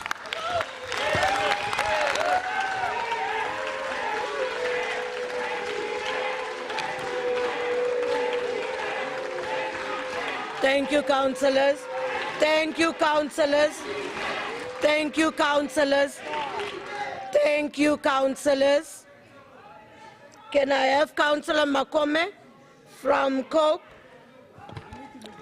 Thank you, colleagues. Thank you. Thank you, Madam Speaker, and good day. The Executive Mayor, Councillor Sello Dada Morero, Deputy Executive Mayor, Councillor Loyiso Masuku, Whip of Council, Councillor Chauke, Mayor, members of the Mayoral Committee, Chair of Chairs, Councillor Adolf Marema, and Section 79 chairpersons, councillors, City Manager Dr. Floyd Brink, and the officials, guests in the gallery, residents of the City of Johannesburg, ladies and gentlemen, good day. Madam Speaker, the State of the City address is premised on the fact that a solid foundation has been laid to meet future infrastructural challenges for the City of Johannesburg. May I reflect on studies done by Edgar Peterse, who is the chair of the South African Research Urban Policy, in his book, co-authored by Abdul Malik Simone, The Rogue Urbanism. The core message out of that research is rethinking complex urban developmental dynamics with a view to build future resilient and dynamic cities. This is also supplemented by the Municipal Watch reports, which shows a Joburg city that is becoming stable after interventions through the district development model and the Section 154 clause of the Constitution, that is the Presidential Support Intergovernmental Intervention Package, rather. Flowing from the above research articles, therefore, the speech focused on urban management plan, inner city rehabilitation strategy, mega housing projects, service delivery mandates through the IDPs, the CBPs, and Madam Speaker, on a personal basis, I sometimes take a walk through the city, from the city library onto Gandhi Square, onto Rizik Street, the legislature, and indeed one would meet the age factor, which the mayor alluded to yesterday. The old post office in Rizik Street, Madam Speaker, is one of those age factors. You go down to Wembley Stadium in Rosettenville, indeed that becomes also a sore factor. But we take pride in the fact that, Madam Speaker, on the 22nd February, we were at the Anglican Church precinct during the induction of the Bishop of Johannesburg. What a refreshing experience in that precinct. And indeed, yesterday, once again, Madam Speaker, we were there. Thank you for reclaiming that precinct. But a walk down about 100 meters down into Small Street, Methodist Church needs attention. Once again, in Doornfontein, the Roman Catholic Church, also that precinct and the neighboring churches need that kind of strategy in terms of reclaiming their old glory. Yes, once again, past Doornfontein onto Hillbrow, Yeoville, those are age factors. 50 seconds left, Councillor. Yes, indeed, Madam Speaker, we are rebuilding the Johannesburg we want, the African world-class city. We therefore support the State of the City address as Congress of the People. Thank you, Madam Speaker. Thank you so much, Councillor Makome. Councillor N. Mazibuku from the ANC. You're welcome. Yes, you are.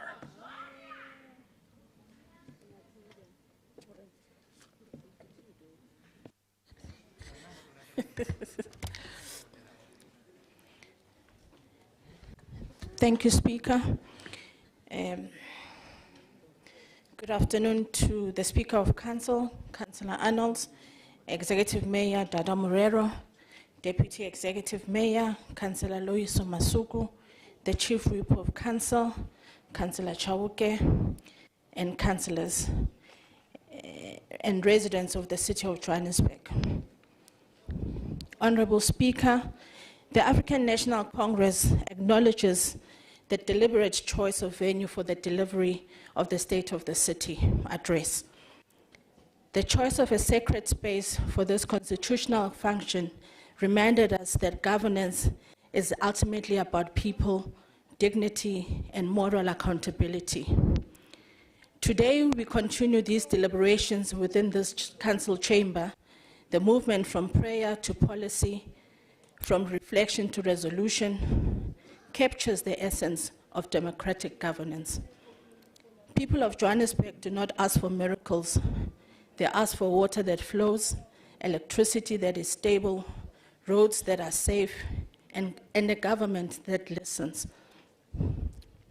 Honorable Mayor, on behalf of the African National Congress, we acknowledge your address and commend the Mayoral Committee for providing leadership under difficult fiscal and operational conditions. We also recognize the progress achieved in the revitalization of the inner city.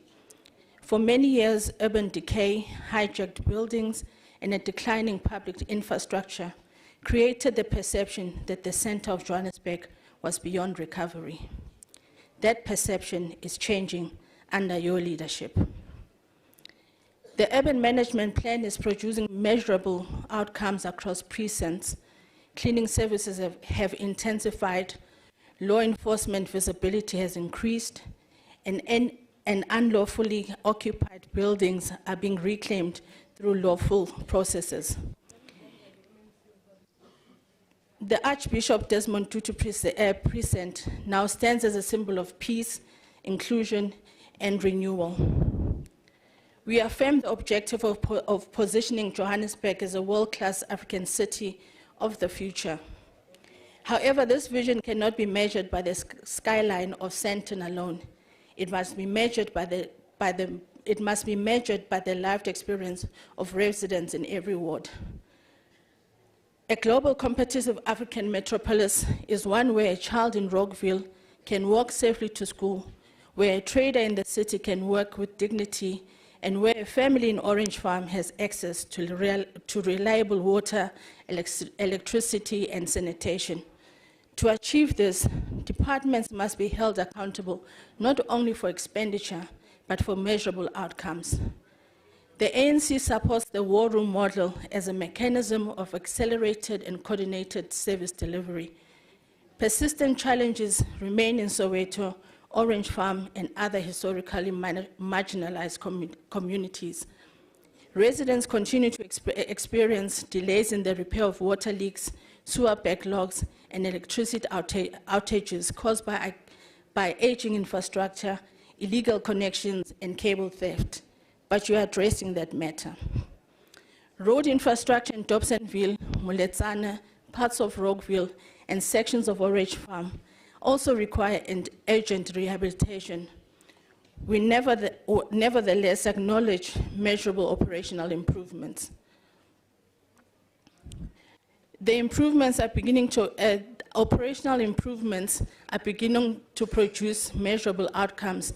In Pimville, response time of blocked drains have significantly improved, while Meadowlands has benefited from more frequent street cleaning operations.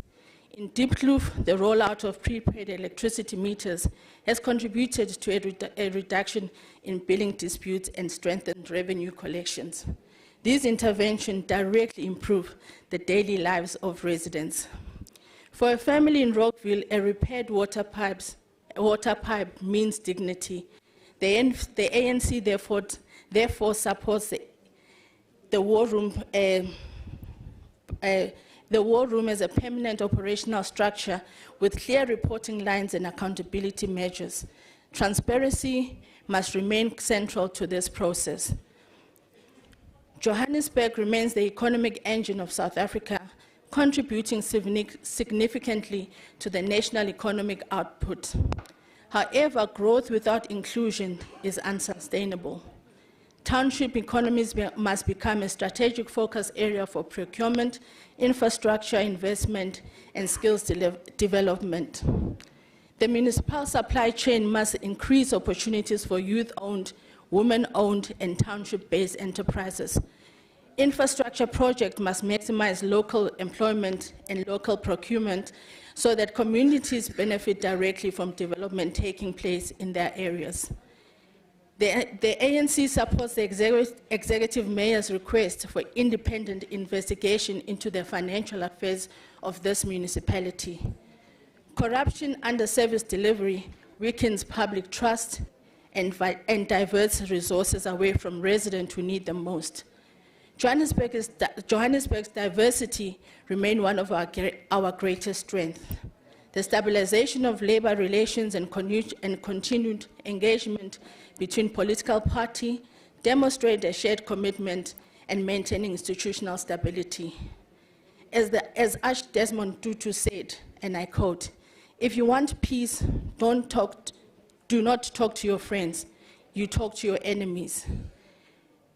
The ANC notes that 14 out of the 17 undertakings from the previous financial year have been implemented.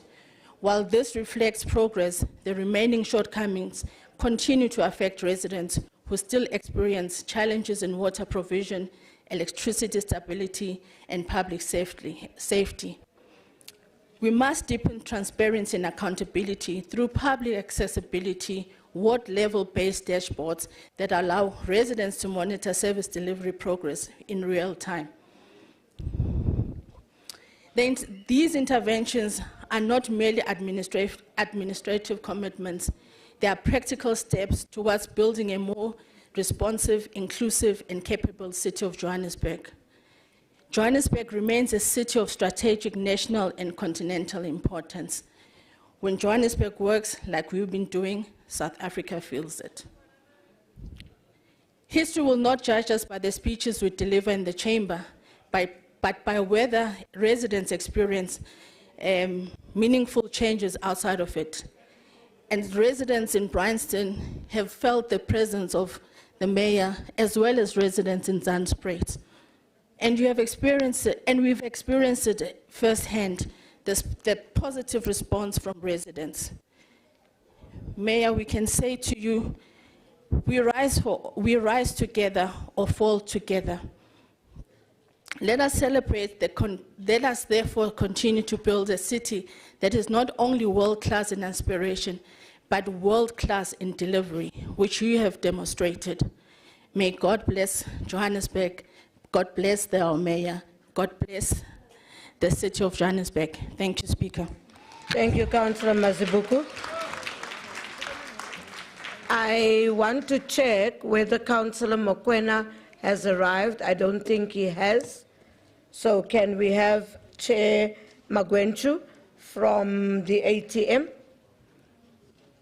Colleagues, while Chair Magwenchu is getting himself ready, we are going to close all the doors because people are standing outside making a noise and it has an echo with us. Can we close all the doors, please? Protocol.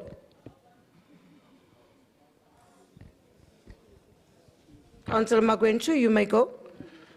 Greetings, Speaker. Greetings to the Executive Mayor. Greetings to the Deputy Executive Mayor.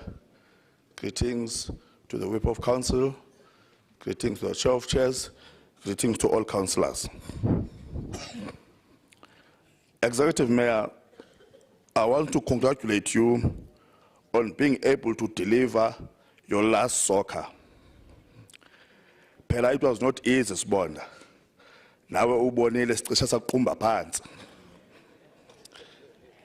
As we fare thee well, kufuneka wazi ukuba the next SOCA speech will be delivered by the Executive Mayor that will be coming from the ATM.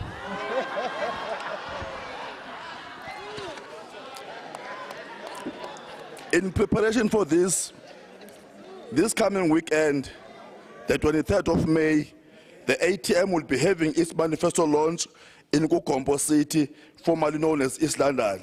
We are ready to serve and ready to govern. Mr. Mayor, as I move across the city, I saw the wonderful work that was being done by you and your mayoral committee. I said to myself, iyaqhuba le nsizwa. And all those who thought he was doing it because of the G20 will eat a humbling pie. I said to myself, by the end of the year, we will have a good story to tell. Little did I know that this was the work of your illegitimate bomb squad. You protect the Section 79 committee when it wanted you to come and account on matters around the establishment of this bomb squad. I will therefore not promote lawlessness by commenting on the work that is apparently done by the bomb squad. I wonder how demoralizing this is. I wonder how demoralizing this is to the officials who are hard at work when other people are credited for their hard work.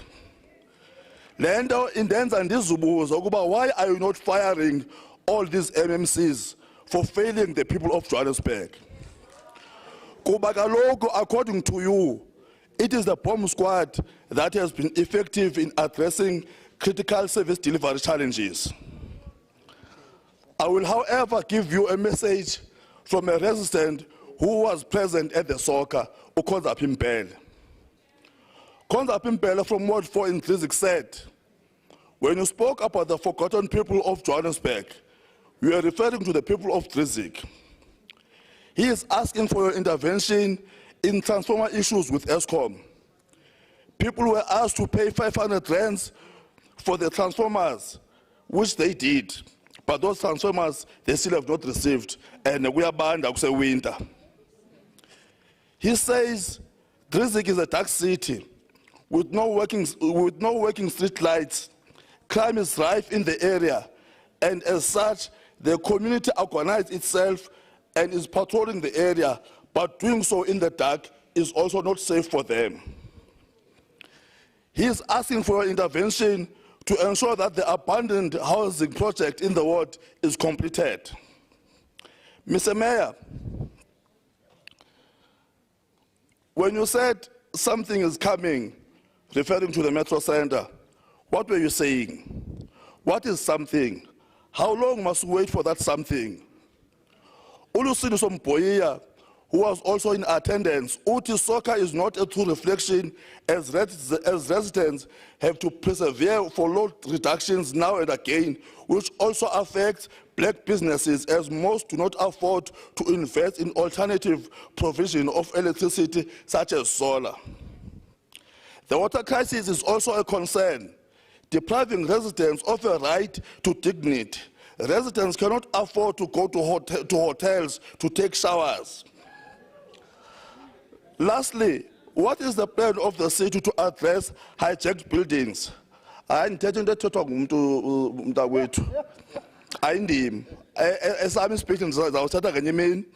Lastly, what is the plan of the city to address hijacked buildings?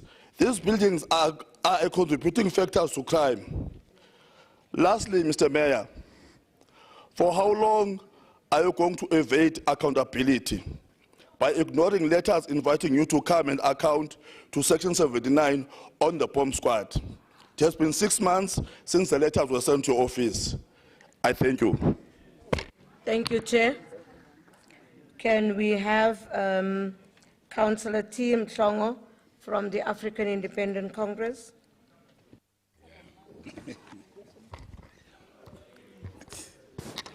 Okay.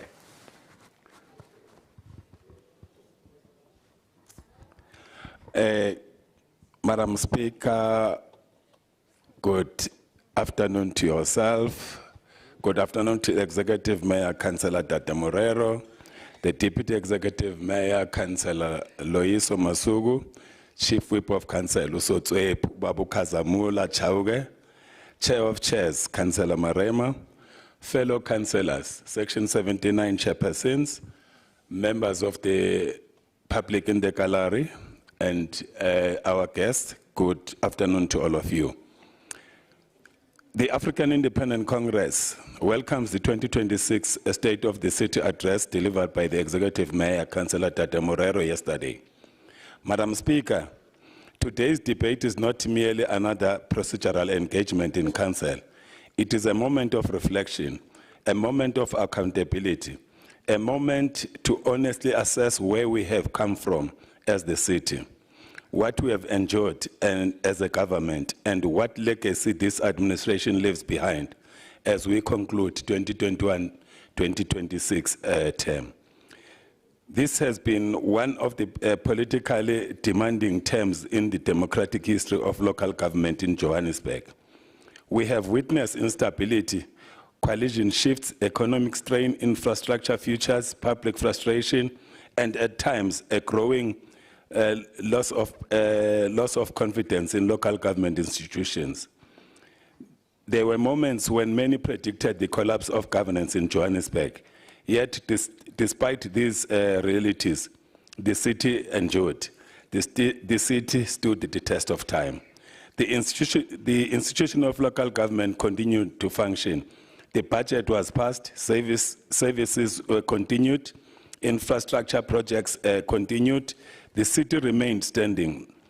And that, Madam Speaker, did not happen by accident. It happened because political parties within the government of local unity understood the seriousness of the responsibility entrusted to us by the residents of the City of Johannesburg. As the African Independent Congress, we are proud to have been part of the government of local unity. We are proud to have contributed to stability, governance continuity, and cooperation and cooperative leadership in one of most complex metros in the country. The AIC did not enter government to occupy seats. We entered government to ensure that the voice of ordinary people remains at the center of governance. That is why our message has always remained consistent. People taking center stage in governance. You've got to listen to that one. It is so nice slogan. And indeed, it is all about you. Madam Speaker, in many parts of the world, coalition governments collapses because political interests become more important than needs of the citizens. But here in Johannesburg, the government of local unity demonstrated that cooperation is possible when leadership chooses maturity over egos, governance over grandstanding, and delivery over political theatre. The AIC believes this administration must be remembered for choosing stability in a time where instability would have been easier. The residents of Johannesburg did not vote for chaos. They voted for solutions. They voted for accountability. They voted for government that works. And while challenges remain, this administration has laid important foundations for the future. Madam Speaker, the Executive Mayor State of the City address correctly reflected both achievements and the realities facing Johannesburg. I could not understand when Councillor Ichezonjogu said he was not honest when he was delivering the speech, because he touched on both the failures and the achievements. We appreciate the honesty contained in the address, because leadership requires honesty with the people. The mayor acknowledges the city's infrastructure backlog, water losses, electricity losses, service delivery pressures, and financial constraints. But the mayor also demonstrated that interventions are underway. The revitalization of the inner city, investment in roads and bridges, water infrastructure updates, housing developments, digital transformation initiatives, public-private partnerships, and measures aimed at improving governance and financial stability. These are not small interventions. These represent deliberate attempts to reposition Johannesburg as a functional and globally competitive African city. Madam Speaker, the AIC also takes pride in the contribution it has made within government during the term. The mayor spoke extensively about partnerships between governance, business, labor, and civil society. The AIC strongly supports the approach because local government cannot succeed in isolation. Communities themselves must become active participants in government. Too often, residents only interact with government during election periods or during a crisis. But participatory governance, continuous engagement between communities and government. Residents know where illegal dumping occurs. Madam Speaker, as I conclude, Madam Speaker, as this term comes to an end, history will judge all of us not by speeches we delivered, by whether we protected the institution of local government and whether we improved the lives of our residents. The African Independent Congress remains committed to ethics. Thank you so much, Councillor. Next Councillor. Councillor Jim Kasi from the EFF. Thank you very much, Speaker. Let me firstly acknowledge the acting... Please speak into the mic, Councillor. Acknowledge the... Just before you go, Councillors, can we stop the movement while we have councillors on the podium? Thank you, Councillor. Your time stopped. It's starting now. Thank you. All right. Thank you very much, Speaker. Let me firstly acknowledge the acting caucus leader of the EFF today, Councillor Msehla, fellow progressive councillors, residents of the City of Johannesburg. The EFF rise in this house today not to participate in empty ceremonial politics, but to speak on behalf of forgotten people of Johannesburg, the poor, the unemployed, workers, informal traders, pensioners, young people, and black communities who continue to suffer the daily brutality of inequality in the richest city in Africa. Executive Mayor, can you clarify the rationale behind hosting the State of the City address at church instead of city-owned venue, and further indicate the total expenditure sustained by the city for the event? Speaker, the people do not live inside speeches. The people live inside communities. Communities tell the truth better than you. The truth is that Johannesburg remains deeply unequally. The wealth of this city continues to be controlled by a small elite, while the black majority remain trapped in poverty, unemployment, and landlessness. The EFF warned years ago in our 2021 local government election manifesto that municipality had become machinery for tenders, corruption, and primitive accumulation instead of instrument for service delivery. We warned that municipalities were outsourcing everything while communities were receiving nothing. Today, conditions confirms exactly that reality. We cannot speak about solid foundation without also speaking honestly about the crisis confronting Johannesburg. The mayor himself admitted that Johannesburg faces an infrastructure backlog of more than 220 billion. We also heard that non-revenue water losses stand at 44.7%, while electricity losses stand at 27.1%. Thus, these are not ordinary administrative problems. These are indicators of city under serious pressure. How can residents celebrate progress while almost half of the water entering our system is lost before reaching them? How do we speak of resilience while aging infrastructure continue to deteriorate? The EFF believes that honest leadership requires confronting these realities directly, because problems that are sorted politically rarely receive the urgency they deserve administratively. Speaker, despite those realities, the EFF remains honest enough to acknowledge progress where progress exists. We are proud of the work being done by department under the EFF leadership within the City of Johannesburg. The EFF leadership in public safety, the Johannesburg Metro Police Department has intensified the visibility, policing, multidisciplinary operation, bylaw enforcement campaigns, and crime prevention initiatives across the city. The reclaiming of public spaces, coordinated inner city operations, anti-crime intervention, and visible law enforcement demonstrate what becomes possible when revolutionary leadership is placed at the center of governance. Bylaws are now being enforced at a level residents have not witnessed in a long time.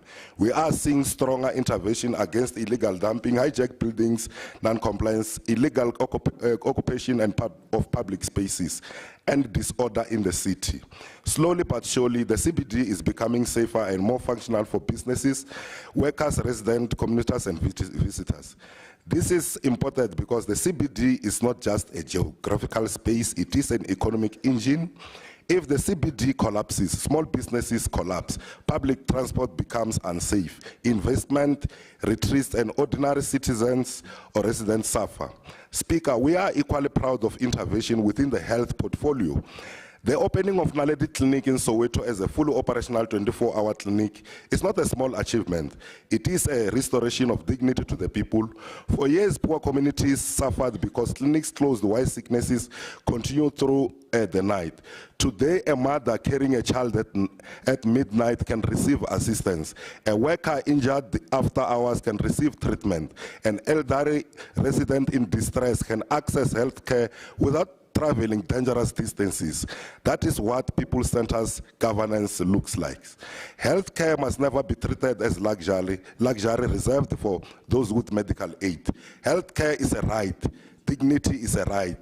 More clinics are being built and are upgraded, and this must be welcome because municipality health systems are the first line of defense for the poor and the working class.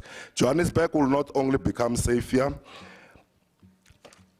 maintained that social development is an economic development because a hungry child cannot learn, a sick worker cannot be productive, and a young person trapped in poverty or substance abuse cannot participate meaningfully in the economy. A city that neglects social development will later pay through crime, homelessness, family a backdown and community instability. If the city wants economic growth, then it must invest in the human beings who are expected to build that economy. Speaker, we must also address the city's handling of ESCOM matter. The EFF must speak frankly. The failure by the city to honor the settlement agreement with ESCOM was irresponsible and unacceptable.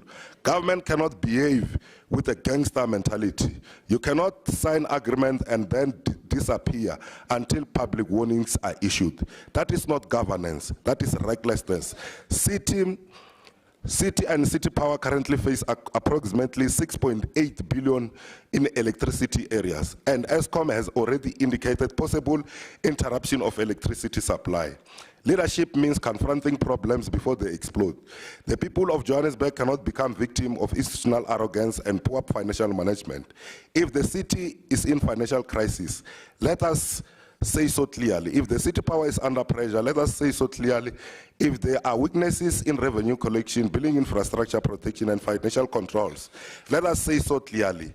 Crisis that is hidden beyond comforting language will not be resolved. Speaker, the reality is that communities are tired. They are tired of water shortages. Reservoirs without water is not service delivery. It is a concrete symbol of failed governance and broken infrastructure management. They are tired of sewer spillage. They are tired of broken traffic lights. They are tired of potholes. They are tired of overcrowded informal settlement. They are tired of unemployment. They are tired of watching billions move through Johannesburg while their own living conditions remain unchanged. The mayor tells us Johannesburg contributes 15% to the national GDP and remains the economic heartbeat of Africa. But what does GDP mean to a young graduate sitting at home without work? What does economic growth mean to a family living without reliable electricity? What does investment mean to communities drowning in sewage? The economy of Johannesburg cannot exist only in reports, conferences, and speeches. It must exist inside communities. The EFF support development and investment where it is genuinely benefit the people. We are not opposed to partnership. We are opposed to exploitation.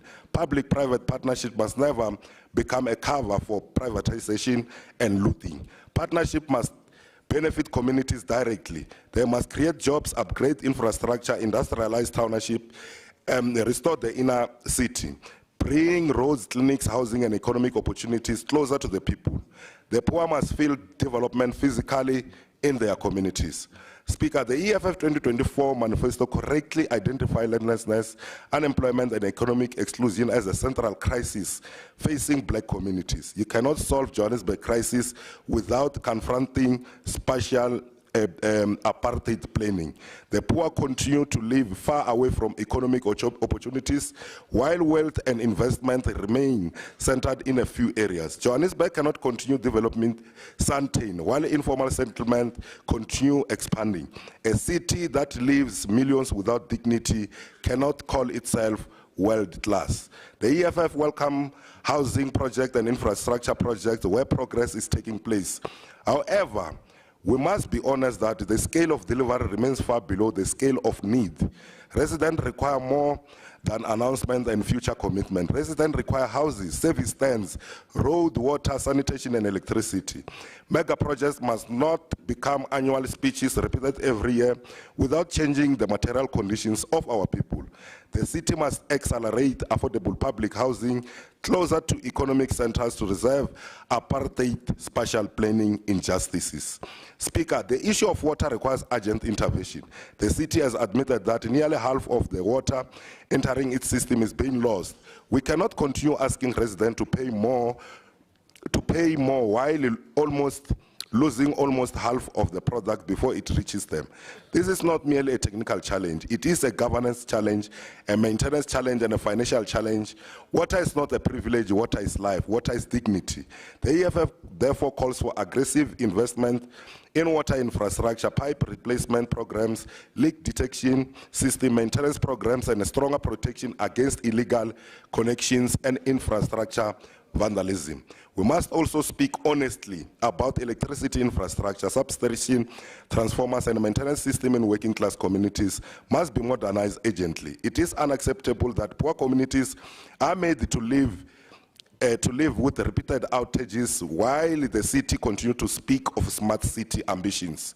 A smart city is meaningless if basic electricity infrastructure is failing. Energy security must benefit townships, informal settlement, and working class communities, not only wealthy suburbs and business districts. Speaker, we must also speak honestly about governance. The mayor spoke about the reform turnaround plans and building a robust administration. The EFF supports genuine reform. We support consequence management, we support fighting corruption. However, residents are tired of hearing about turnaround plans while same problems continue year after year. Good governance is not about producing beautiful reports or new slogans. Governance is about ensuring that system functions, officials are held accountable, corruption is confronted decisively, and every rand spent produces visible results for our communities. The EFF remains guided by the revolutionary principles outlined in our 2021 and 2024 manifesto: building state capacity, ending corruption, expanding infrastructure, creating jobs, restoring dignity, and ensuring that government service the black majority rather than the elites. That is why we place before this House urgent interventions necessary to restore dignity and transform poor communities. Johannesburg must massively invest in water infrastructure to end recurring water shortages. Electricity infrastructure must be modernized urgently. Informal settlement must be upgraded with proper roads. Sanitation system, drainage, and street lights. The city must continue expanding 24-hour clinics. JMPT visibility and technology-driven policing must be strengthened across all regions, and public-private partnerships must remain transparent, and directly infrastructure development. Speaker, the future of Johannesburg cannot belong only to capital private wealth. It must belong to workers.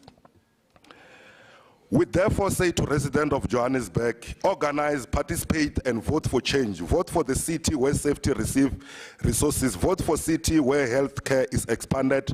Vote for city where development reaches a township and informal settlement. Vote for a city where public resources service the people. The EFF will continue supporting every intervention that restores dignity of our people, but we will never become praise singers while community continues suffering. We will continue speaking boldly, we will continue demanding accountability, because Johannesburg.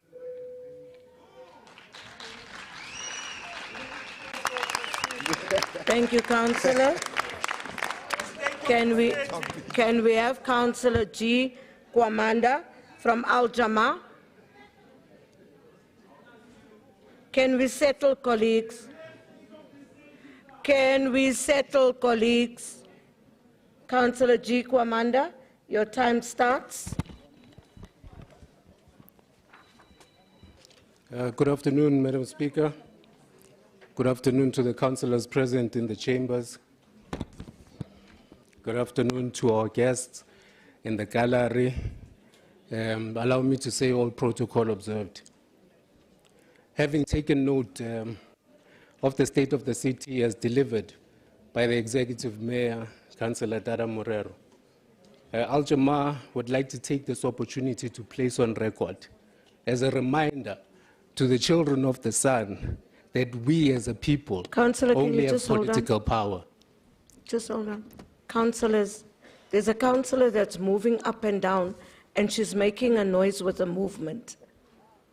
She's in between Councillor Johannes and the councillor that just spoke. Councillor Kwamanda, can you carry on?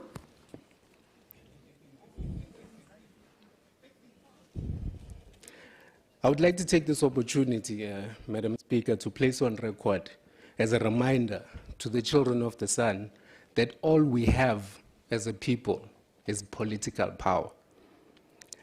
In a democratic dispensation whose preoccupation for the past 30 years remains our freedom instead of independence,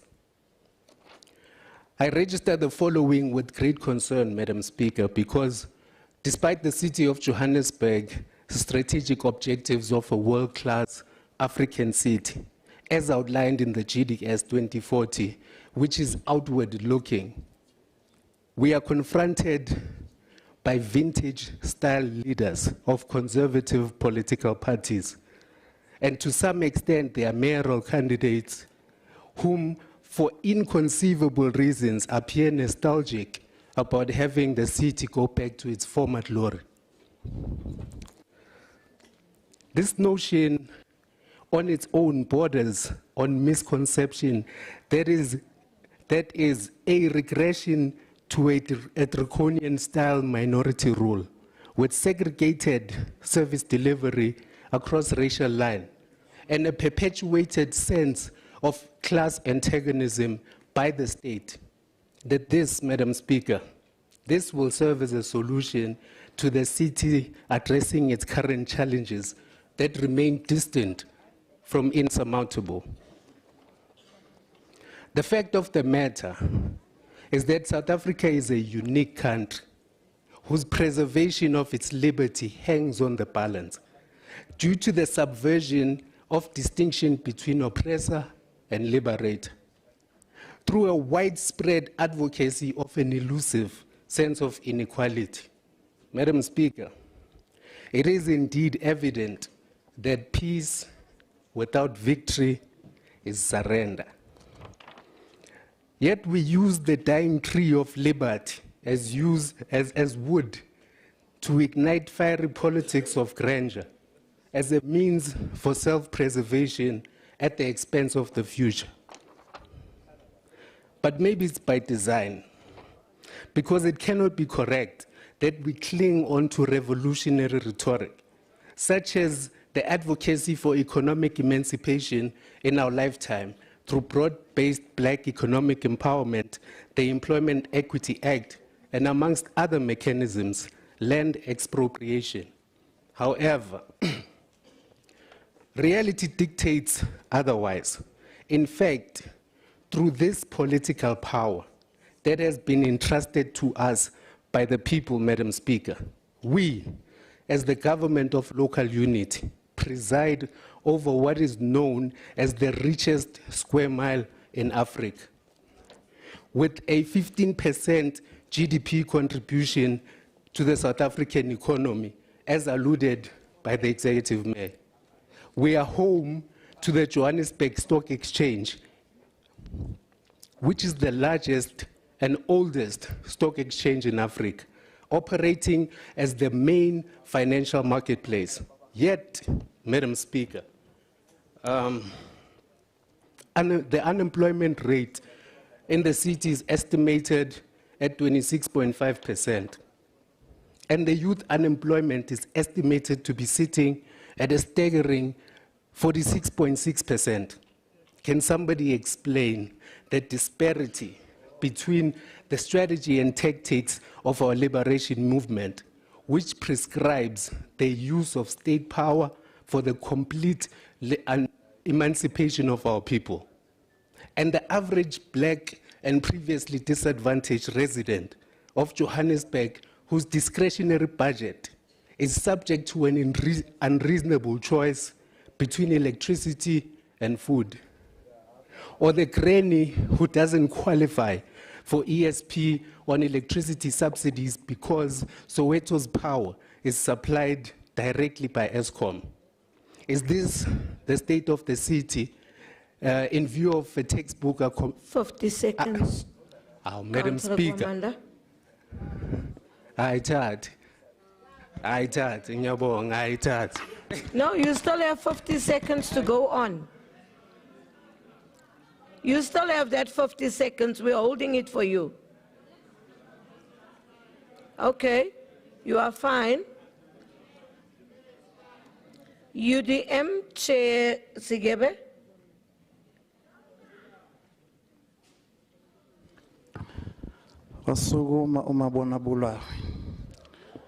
Honorable Speaker, the Executive Mayor, Deputy Executive Mayor, MMCs, Honorable Councillors, good afternoon.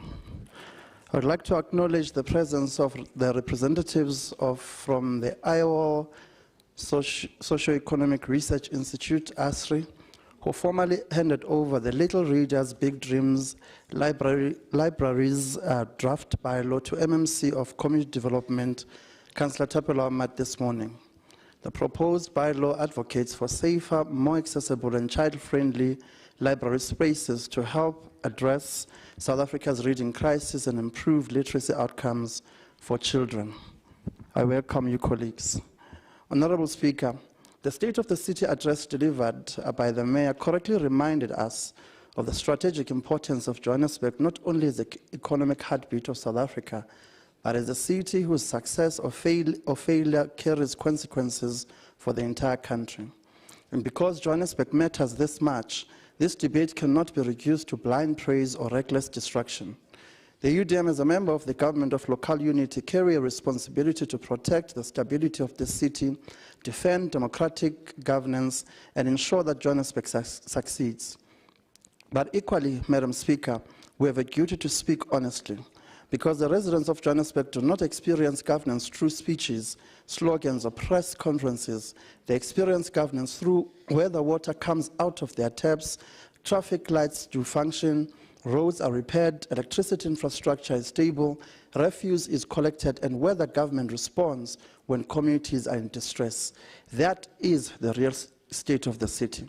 Honorable Speaker, there are areas where progress must be acknowledged fairly. The city has continued driving catalytic infrastructure projects. There has been movement around inner city revitalization. The city has succeeded in attracting investment and hosting major global platforms, including G20 engagements. There are visible interventions around the energy sustainability, digital transformation, and infrastructure rehabilitation. And under extremely difficult financial and governance conditions, the administration has continued to function. Councillor Nkonyeni and Councillor Kyle. Thank you. Thank you, Chair. Those realities must be acknowledged with fairness and honesty. However, acknowledging progress must not blind us to the seriousness of the crisis this city is still confronting. Because the lived reality of many residents remains one of frustration, uncertainty, collapsing infrastructure, worsening outages, urban decay, crime, unreliable municipal systems, and declining trust in local government institutions. The challenge before us is therefore not whether work is being done. The challenge is whether the pace, discipline, coordination, and governance stability required to rescue Johannesburg are sufficient. And if we are honest enough with ourselves, they are not yet sufficient. Honorable Speaker, one of the most important moments in the Executive Mayor's address was the acknowledgement that Johannesburg faces an infrastructure backlog exceeding 220 billion. That figure alone tells us the true story of Johannesburg. It tells us that our crisis is structural. It tells us that decades of underinvestment, poor maintenance, aging infrastructure, governance instability, rapid urbanization, illegal connections, and administrative weaknesses have all converged at once. And it tells us there are no easy solutions. But what residents expect from leadership is not perfection. They expect agency, accountability, visible improvement in their daily lives. Honorable Speaker, the latest ESCOM developments should concern every single one of us, not because Johannesburg is the only municipality facing financial pressure, because it is not, but because these developments expose how fragile municipal sustainability has become. The Executive Mayor is correct that this is a national challenge affecting municipalities across the country. However, it would equally be irresponsible for us not to acknowledge that governance instability, operational inefficiencies, weak revenue management, and declining institutional confidence have worsened pressure in the city of Johannesburg. Financial sustainability and governance stability are interconnected. When governance weakens, confidence weakens. When confidence weakens, investment slows. And when investment slows, infrastructure deteriorates further. And when infrastructure deteriorates, residents suffer the consequences first. That cycle is dangerous for Johannesburg. This is why governance stability is no longer optional. It is fundamental to the future of this city.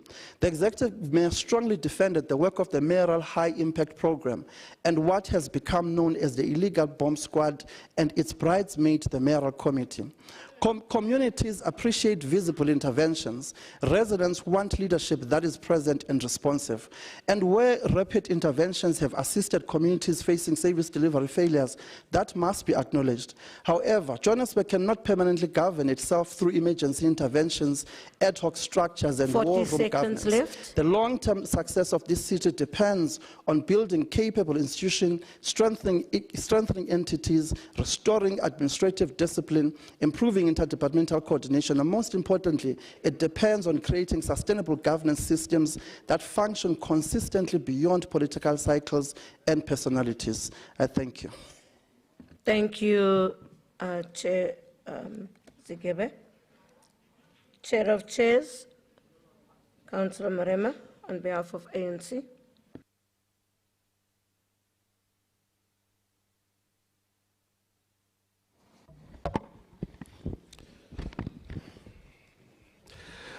Thank you very much, Madam Speaker, Executive Mayor, Deputy Executive Mayor, Chief Whip of Council, members of the Executive Committee, whips of political parties, councillors, distinguished guests seated in the gallery, members of the media, the youth of Johannesburg, and fellow residents of our city. I rise today from Alexander, a township that carries the full weight of South African finished liberation. Townships are not merely places of residence. It is a historical wound, a site of resistance, and a living reminder of what apartheid spatial planning did to black people. Townships in Johannesburg are never poor by accident. Its poverty was engineered. Its overcrowding was engineered. Its exclusion was engineered. Apartheid did not only separate black people from white people. It separated black people from land, opportunities, decent housing, economic centers, and the right to live with dignity. And yet, Madam Speaker, townships like Alexander stands just across from Sandton, one of the richest square mile on the African continent. That distance is not simply a road or a taxi route. It is the distance between poverty and wealth, between labor and capital, between those who built the city and those who inherited its comfort. The people in these townships of Johannesburg built Johannesburg. They cleaned its homes, they guarded its gates, they drove its taxis, worked its factories, they raised its children and carried the city on their backs. But the city they built was never designed to return dignity to them. That is the cruelty of apartheid spatial planning. It used black labor but rejected black humanity. These townships are not only pain, they are a pride. Townships are a memory.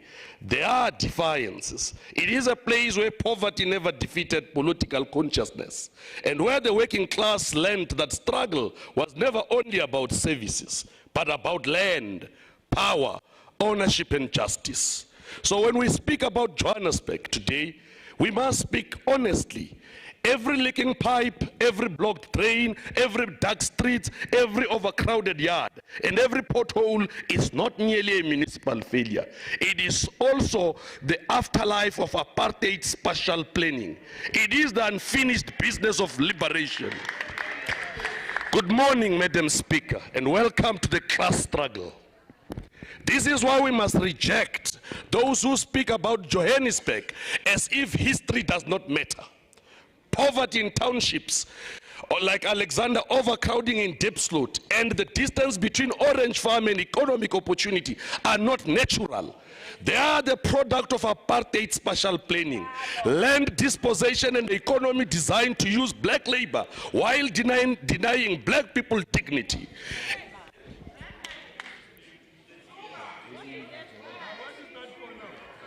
Chair, I'll keep your time. I'll keep your time.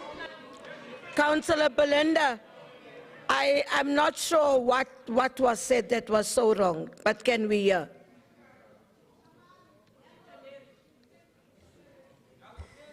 Madam Speaker, I feel like you were prejudiced towards before I even said anything. No, it's fine. Carry on. Madam Speaker, I just want to remind the ANC that they were in power for 32 years. Councillor, no. Apartheid denialists. That was no point of order, as I predicted. Thank you, Chair. Tell us about you. Chair, carry on. Madam Speaker. Colleagues on my right. Madam Speaker, that is why we must be careful when Helen Marie Antoinette Zille and her party comes here with their lectures. They want to lecture Johannesburg about governance while hiding the contradictions of where they govern.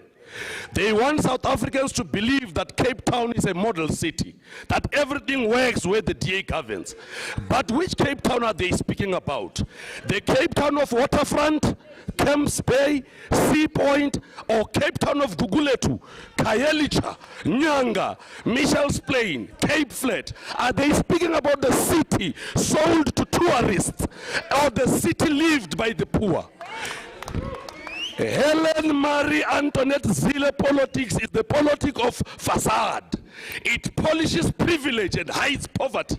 It says a city works when the rich are comfortable, even if the poor remains far away, unseen and unheard. That is not transformation. That is not justice. That is not the city we are building. The DA has perfected the art of managing inequality without dismantling it. They protect elite spaces, create the image of order, and ensure that poverty does not disturb the comfort of those already have.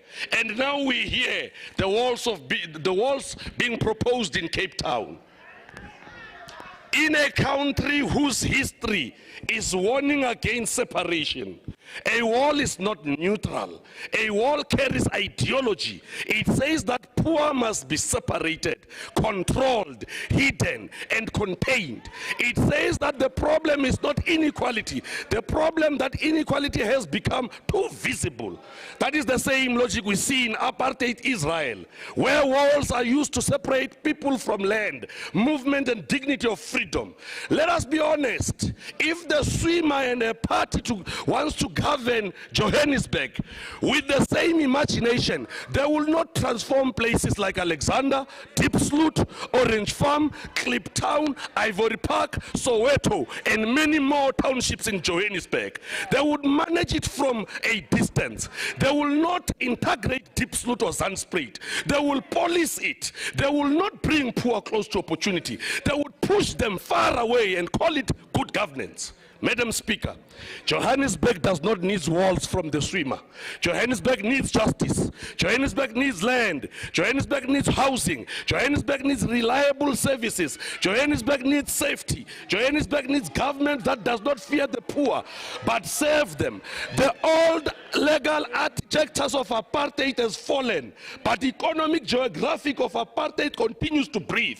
It breathes in the distance between Alexander to Sandton. It breathes in the distance between Diepsloot to Dainfen. It breathes in the distance between Orange Farm and the economic centers of opportunity. It breathes in every worker who must wake up before sunrise to travel to the suburb. They help sustain, but cannot afford to live in. Madam Speaker, this is why the mayor's speech must be understood in its proper historical context. We are not simply managing a municipality. We are trying to transform a city that was designed to exclude the majority of the people. The mayor has correctly reminded us that the foundation has been laid. A foundation is not a final house, but without a foundation, no house can stand. The ANC-led city has been working to stabilize Johannesburg, restore confidence, improve service delivery, and rebuild capacity of local government. We must acknowledge the gains. The speech tells us that 99.3% of residents receives water. Is that true? Checklist, yes. 96% receive sanitation services. 92% receives electricity for lighting. They are not just statistics. There are households, families, elderly people, children, workers and communities who depend on government for basic services that makes life possible. But access alone is not enough if services are unreliable. A tap that runs dry humiliates our people. A street that does not work still endangers women and children. A pothole still damages the vehicle of a worker who cannot afford a repair. A billing crisis still causes anxiety in households already under pressure. So our task is clear. We must move from access to reliability, from plans to implementation, from commitments to visible service delivery. Street lights must be fixed urgently. This is not only about infrastructure, it's about safety, dignity, freedom of movement. When a street light works, a woman coming home from work walks with less fear. A learner returning from school is safer. A community becomes less vulnerable to crime. We must intensify bylaw enforcement and reclaim unsafe places. Hijacked building, illegal dumping sites, abandoned properties that are neglected.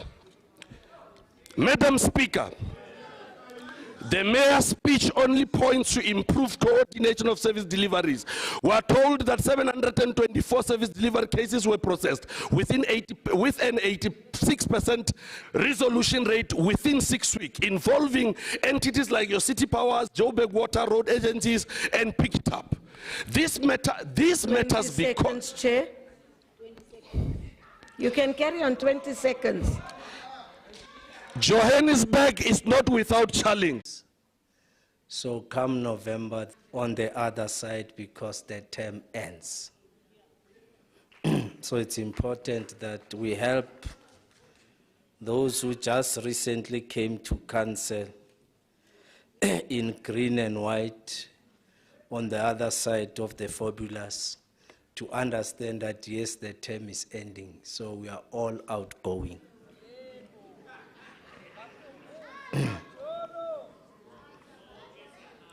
Perhaps I'm just going to give you a quote, and I hope revolutionaries on the right will forgive me for having chosen the words that was uttered by a right-winger from the Republican Party in the United States. But I guess I'm responding to a right-winger in the Republic of South Africa. Perhaps he then says, I quote J.D. Vance, who's a Republican in the United States. I quote, it's not easy, especially in our political, polarized world, to recognize both the structural and the cultural barriers that so many poor kids face. But I think that if you don't recognize both, you risk being heartless and condescending, and often both, close quote. Now, this image above is a representation of the arguments made by the Blue Brigade. They want to monopolize data, and if it is not created by them, then you as black and African men, you don't know what we are talking about. So numbers don't lie.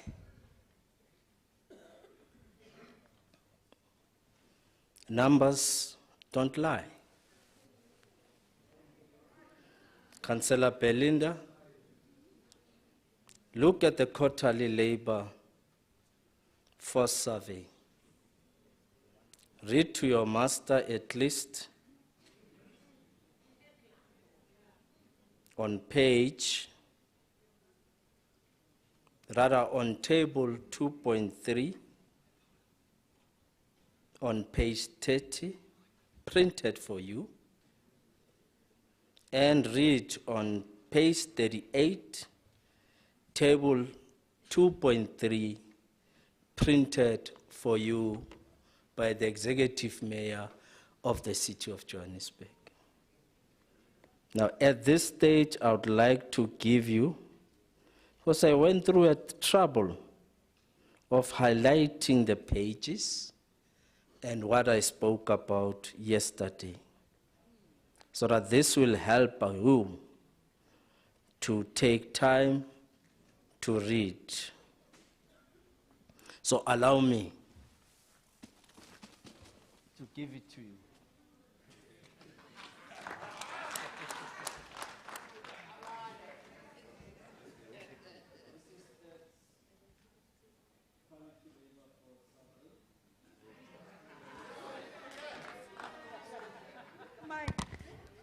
So this is quarterly labor force survey, quarter 1, 2026, released 12 May, 2026. So this will give facts to Councillor Belinda about what I presented yesterday. Thank you.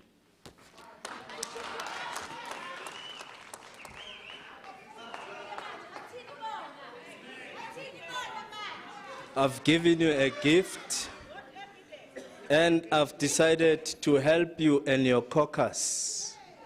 I have enough copies for the entire caucus, because reading, it's important, and I'm told by Councillor Zigebe that today we've got guests who are running a library, and they will at some point tell us of the importance of reading. Let me also deal with the following, and I want you to take time to look at this video. Where are the technical people? Executive Mayor, just hold on. Oh, it's gone. They are trying to put up your video. Okay. Yeah. I've got two videos to demonstrate how at times some parties in South Africa believes that if it's not done by black, it has a problem. So let us take it from the top. Madam Speaker, are they winning? They're not winning. No, it's not sabotage. If it's sabotage, it can only come from yourselves. Okay. So I will continue with the speech. Executive Mayor? And I will conclude with the video, if the Speaker allows. Executive Mayor? I'm here. This councillor over there. Oh. I simply can't. Executive Mayor, there is a power failure on that side. So, yeah, it can only be one side. Executive Mayor, can I speak? Can I speak? You will be the first to ask, why do you not see the screen? Can I speak? By your allowance. Executive Mayor, they are struggling with the power that has failed. But can we ask that we delay with about 5 minutes so that we can switch on, so that they can just get the electrician to do that? Let me if you agree. Speaker, I suspect as I towards the conclusion of my comments, we might have got the connection. Okay, so thank you so much, Mr. Mayor. Council, as we still have to go into another item. Yes, thank you so much, Executive Mayor. Allow me, therefore, Madam Speaker, that suggests that let us take it from the top. It is in this council I asked you, what is the Joburg? What is the Joburg you want to see? You told me and made inputs on what we should do. When you told us what you want, it became clear that we were in an agreement that the city is experiencing financial, systemic, and financial challenges. We agreed. And in that agreement, we also agreed that you blew it when you were in power. And now we have a responsibility to fix it. When we left with 5 billion cash in the bank, and you blew it. And financial numbers do not lie, because financial statements would confirm of August 2026. I know others have joined later, but the responsibility, as they say, also goes to them because they were the mayor of the city of Johannesburg. My speech yesterday dealt with difficult and the harsh realities of the city. We have taken on bad buildings. We are cleaning the city. We are creating a safe city. We are providing services, and the lights are on.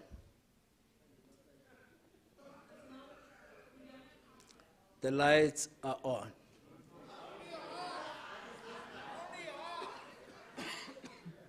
Now, it is important, Madam Speaker, that I respond on the basis of where we come from.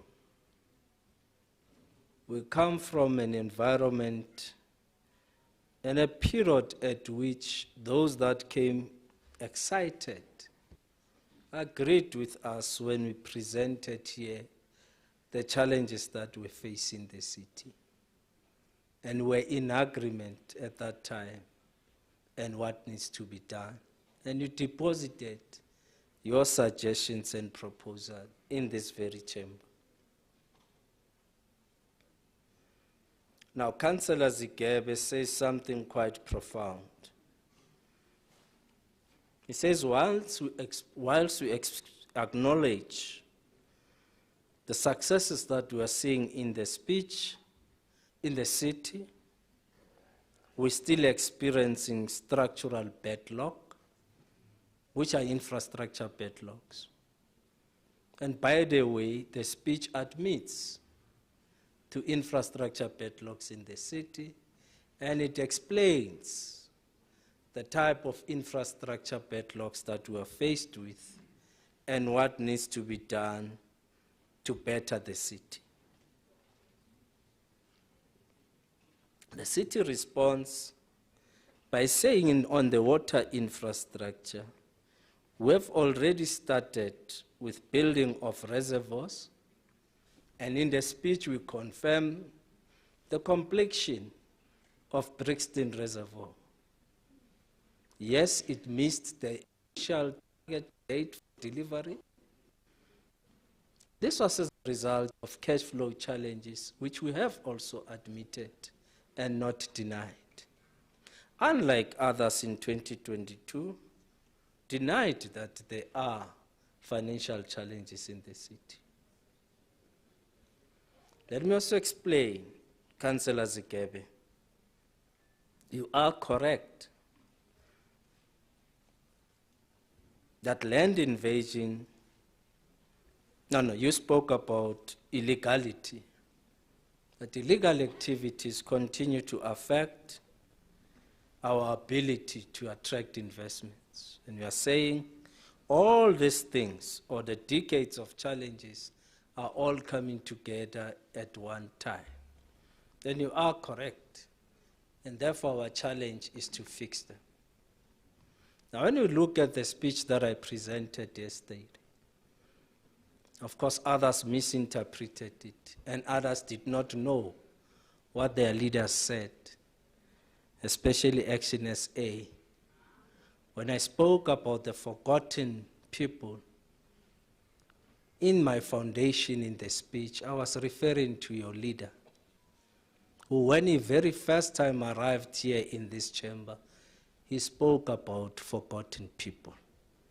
So that portion of the speech talks about the foundations that have been laid by different administrations in the city of Johannesburg. So better know your leaders better, even if when they've changed the color of the t-shirt, it's important to know the content of your leaders.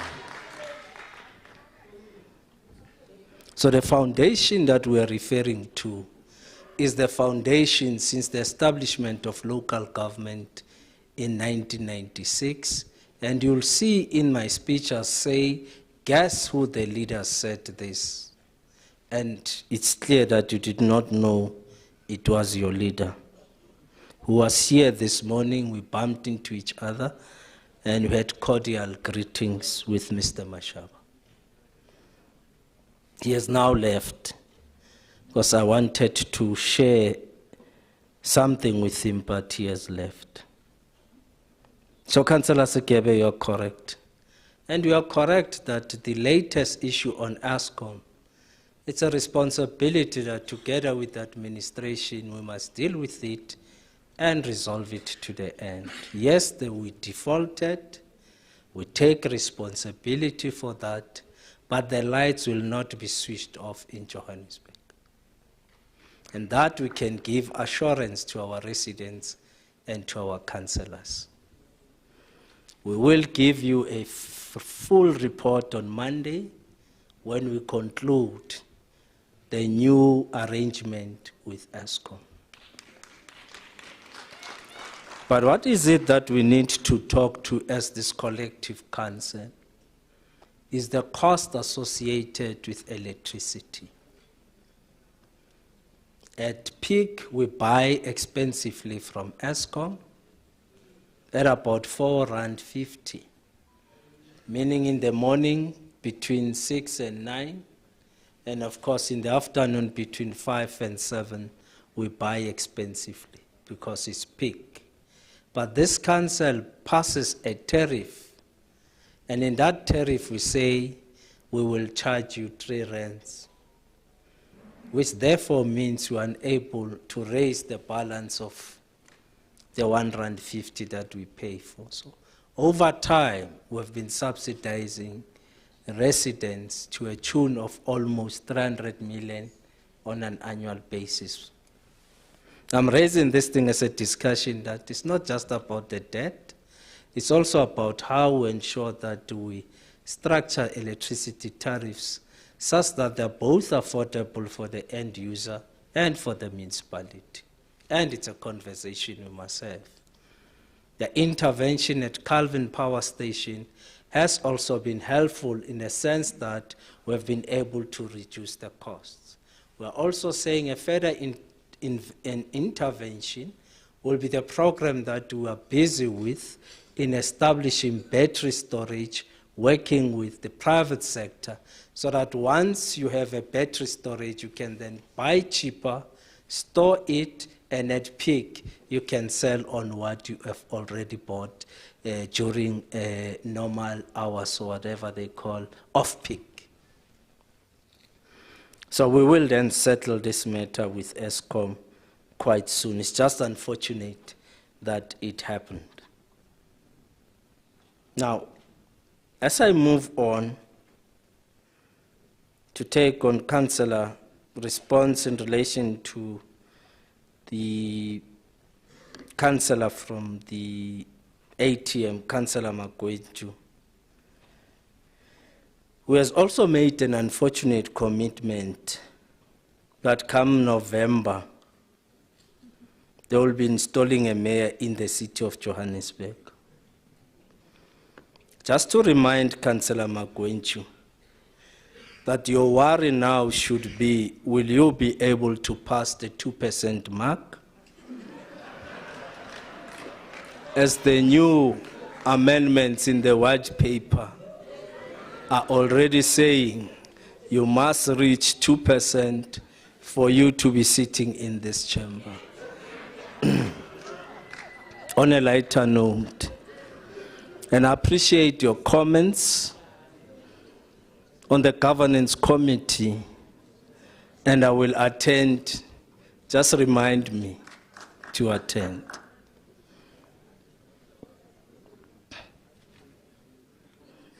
have no intention to act in such a manner that undermines the cohesiveness of this mayoral committee. We have been working well as a collective.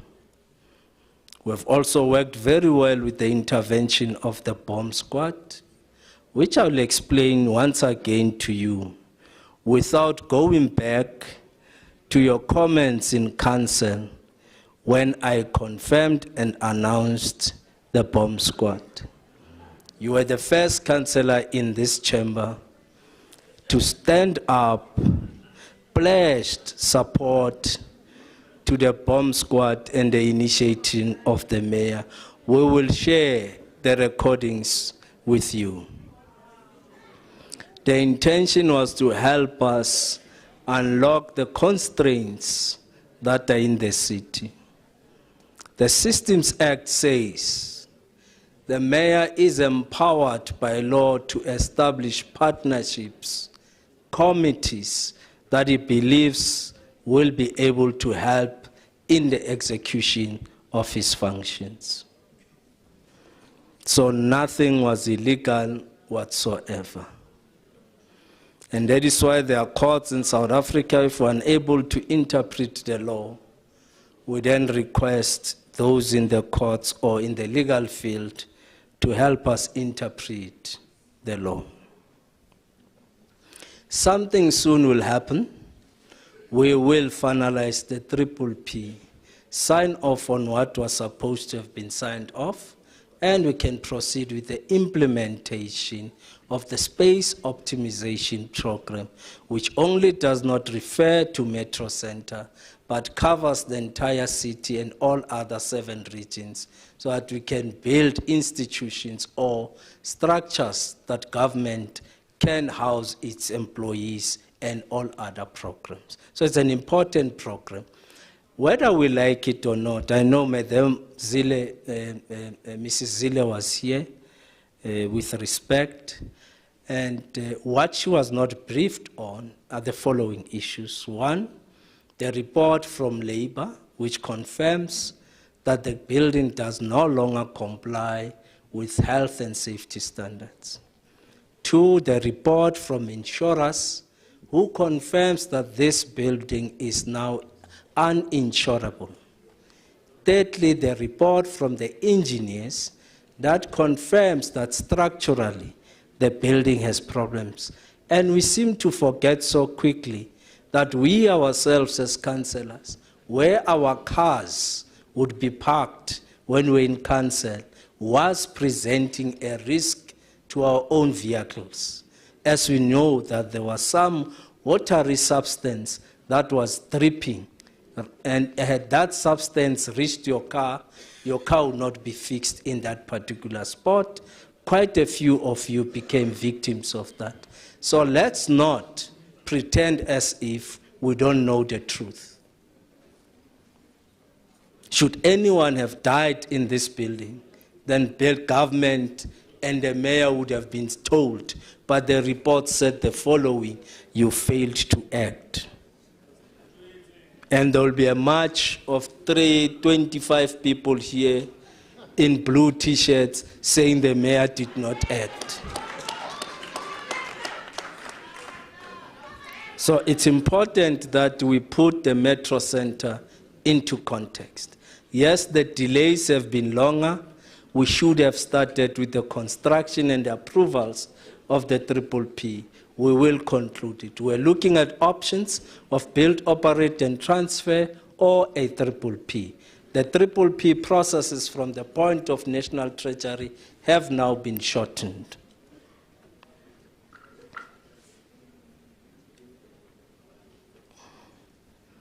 The church was important, Councillor. That's Yesontoy. We're not going to church. We're going to the CBD of Johannesburg. We're going where we are saying there's urban decay, and how do we reverse the urban decay. And we are confirming the programs that we have already started, whether they are yielding results or not. And all of us had an opportunity to see for ourselves the improvements and the changes around De Villiers Street, where the church is actually located. No, Tarocha. The problem is that you only saw it yesterday because you have not been going to De Villiers Street. You see, Tarocha. Secondly, Tarocha, you don't wear Gucci. So if you're wearing Gucci, you'd know that there was Tunuza there, and you'd have been frequent in going there. So Tarocha, let's agree, my brother. Councillor Tarocha, sorry, my apology. Now we've got a good relation with Tarocha, so maybe I took advantage. So councillors who know where to get a Gucci, a Louis Vuitton, knew that there was a place called Tunuza. There's no more Tunuza in the city. The place is clean. So others saw it for the first time yesterday because they don't go into town. Well, it's our wards where there are difficulties. Where there's easy things, it's in your wards. So I thought I should respond to the church issue. So I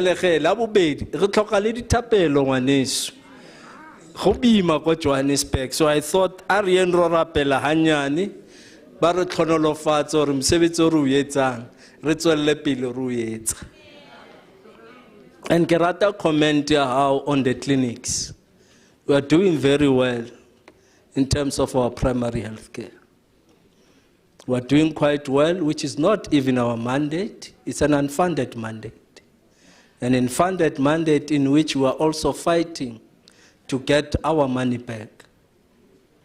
We are doing it because we are deliberate as a government that we are serving these people in our communities. We will spend the money. And we have done so. It's just over about 4 billion that we are owed. And at some point we will get that money. Oh, he's whispering that it's actually 7 billion. Thanks, MMC. It can be even more. So we're deliberate as the city that we can't leave our people suffering because it's not our mandate. We took the mandate, which is not ours, and we put the clinics. And by the way, the stats on medical aid, Councillor Belinda, once more. It's an indication in Johannesburg that the majority of our people are in public health. It's the truth, it's a fact. That they're in public health, and we can't say it's on the basis of affordability. It's on the basis that our people believe that there's something we're doing right in our clinics. And primary health care is working in Johannesburg. Now, Councillor Belinda, are not aware that in Johannesburg, at least we've got about 2 academic hospitals. Councillor Makafo, is it 2 academic hospitals? Or I'm wrong, 2, which is Para, Krizani, and Charlotte. Those are academic hospitals in Johannesburg. And they've proven over years, where I've seen patients myself and friends who said, don't take me to Tsepo Temba, take me to Para, because they're specialists. Which is confidence into our system. Yes, there will be challenges, but there's an indication that people have chosen public health. The provincial government has just built a beautiful hospital in Zola, which is a dental clinic focusing on dental issues. Galikopa bakoni, Councillor Chauke Mkhotsuaka, Iko Zola, it's focusing on dental health. Let me also respond to urban policy and the statements I received from my dear chairperson of the committee. You were spot on. And to confirm to others that work has been done and research has been done to confirm that the work we are doing, and by the way, I will take up the issues you have raised to sort out all the church precincts in the inner city. We are going to sort them out, protect them and make them better. The same way we have done at the cathedral, we will do all of them. We are not going to fail in reclaiming the inner city. Patriotic Alliance has raised this matter in council to sort out the issues of historical debt, which is uncollectible. And what has also worsened the situation, the majority of those in historical debt are pensioners and old and unable to fund for that historical debt. We have discussed the matter since the memorandum. We have looked at our current debtors book and confirmed that at least 11% of it, not 11%, just around 11 billion of it is uncollectible. So we will come back and confirm those areas so that we can deal with that debtors book.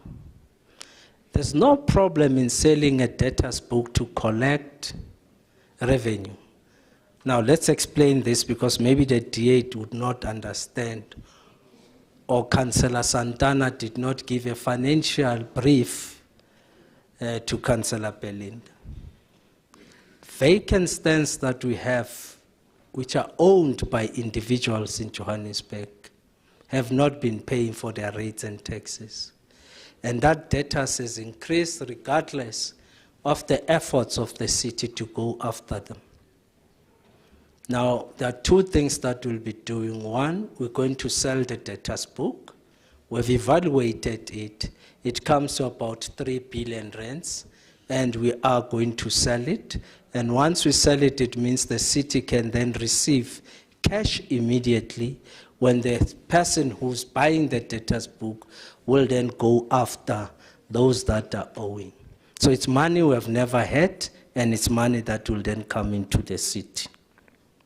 Madam Speaker, I know we've got some other items to deal with. I just wanted to deal with Action SA, if you were to give me an opportunity. Because I love these young people from Fabulous. And I will tell you something that you don't know. Action SA, there's something you don't know. You have never claimed any building in the inner city. We claimed 3, and we can account for them. All what you did was PR, and give it. You are the best political party in PR. The ANC, the EFF, we all envy your PR. But practical work, 0. Everybody now will believe that Mashaba took all these illegal buildings. None. Ronadi 3. And we can account for the 3. So be careful. And I know you are also claiming that the elephant in the room is foreigners.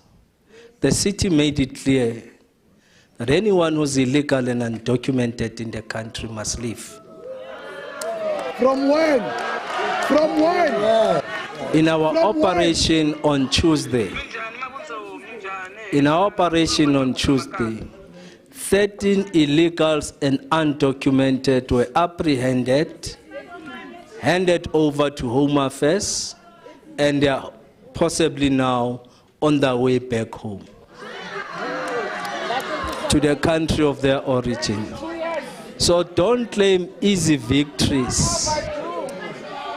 In the term Mashaba was the mayor, not a single undocumented and illegal was sent back home except for PR. You can go back in the videos, in the news recordings, you'll see what he only did was to push the gates and nothing else.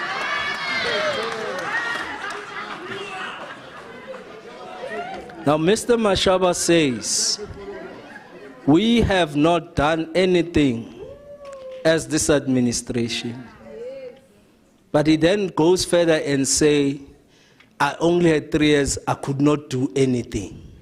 Himself. Then he prides himself for firing senior, qualified, young black professionals. And in all that he fired, he lost all the 37 cases because he had no case. He fired 126 workers at the testing station in Langlaagte. He lost the case. Because when you act, you must also understand that there's processes. You don't wake up and just decide. Yes, in my house, I can wake up and decide, namas, but not here in government. There are processes. You don't act. Ndiyavala ngoku, Speaker.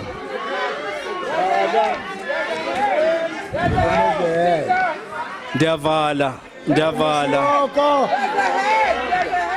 Oh, Speaker, there's a hand there. There's a hand there from... Can you press your mic so we see your name? Press your mic. Yeah?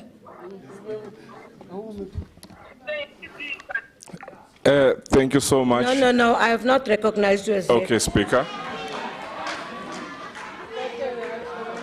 It's Councillor Mpasula. Councillor Mpasula, ask your neighbor next to you to switch off their mics. There's one of Action SA that's got a mic on. Tswadi, from West Tswadi, yes. Thank you, Councillor Mpasula. Can you switch on your mic? Thank you so much, Madam Speaker.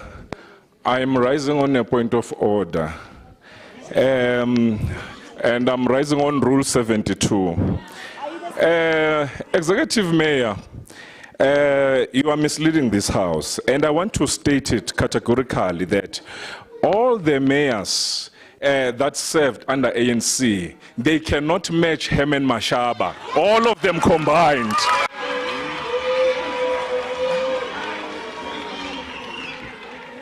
Councillor, that's not a point of order. Can you take your seat? It's not a point of order. Take your seat. I agree with the mayor. Sometimes we must read. Thanks, Speaker. Let me summarize my conversation with 2 videos. One trying to address a point that at times when things collapse and we all commit to fixing them, others take advantage of those who are affected by those situations.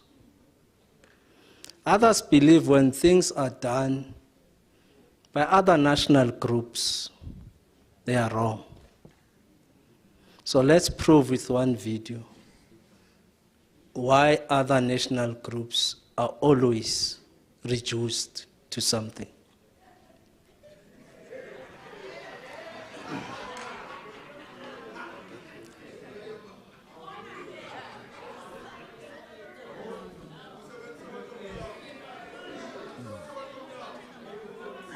Now The Joburg mermaid, Matat. Who now has to deal with pulling those that are superior. Thank you, Madam Speaker. The second part is to Mr. confirm Mayor, can you to just hold on? Action SA. Mr. Mayor, can you just hold on? There's a hand. Councillor Christians. Stop it.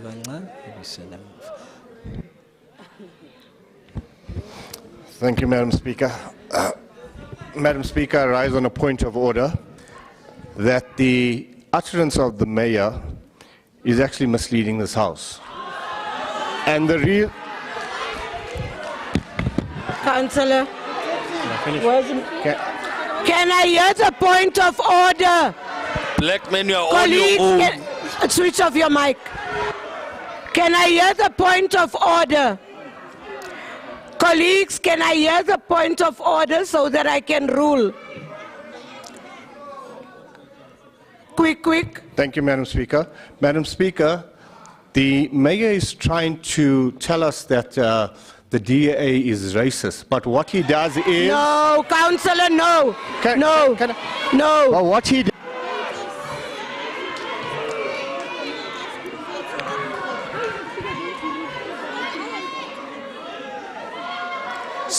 Switch off your mic. Colleagues, I would love to know, how do you expect me to rule on the matter? Because I must rule on it before I tell him to sit down.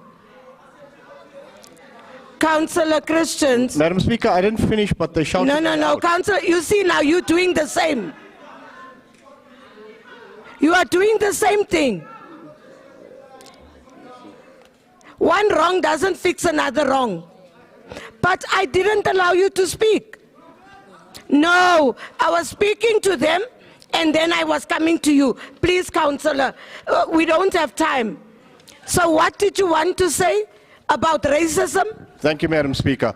Madam Speaker, the selective video cuts off the fact that Councillor Devon also pulled it. Yet okay. He's perpetuating racism. Thank you.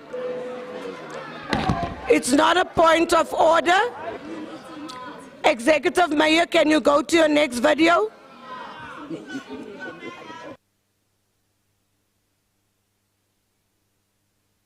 Executive Mayor, can you go to your next video?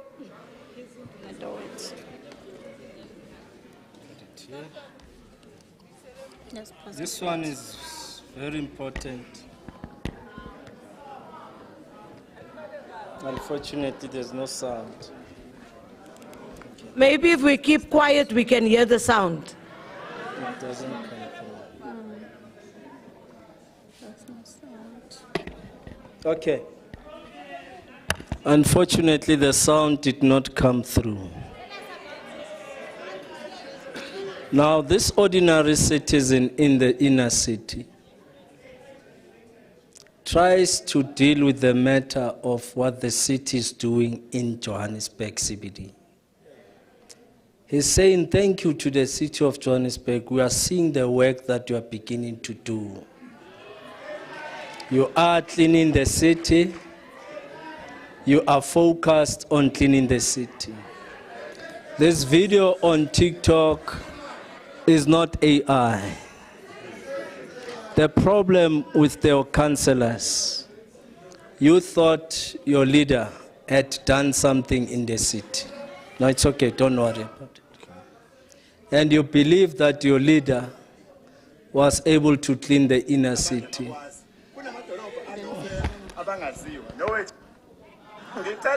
Councillor Christians, can we get please? Ngicela ukunqoma umeya waseJohannesburg ubaba uDada Morena. Ubaba uDada Morena yena umeya wedolobha laseJohannesburg. Ngizonqoma ukuthi kuphela hayi. Ubaba uDada Morena is always on the ground and is always working. AI generated. AI generated. Councillor Christians, what AI generated? What is your point of order? Speaker, Remain seated. Can I be protected, Speaker? Remain seated, colleagues. Can I be protected, Thank you, Madam Speaker? Yeah, Madam you Speaker. are protected, Executive Mayor. Thank you, Madam Speaker. No, wait. Mr. Mayor, you are protected. Are you done? I will take hands. Are you done, Mr. Mayor?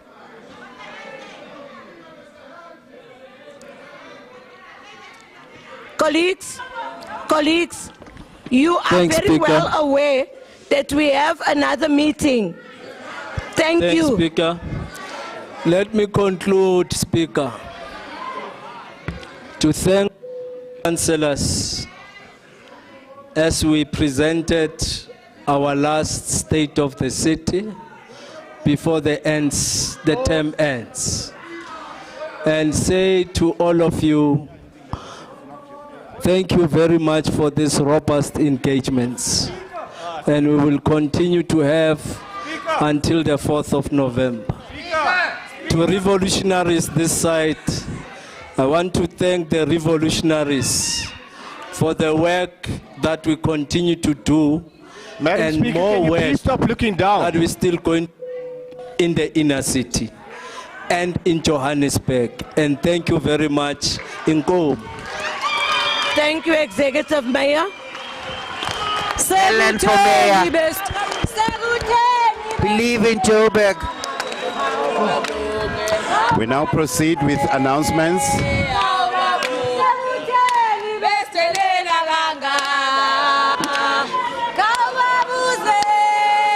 AI-generated video.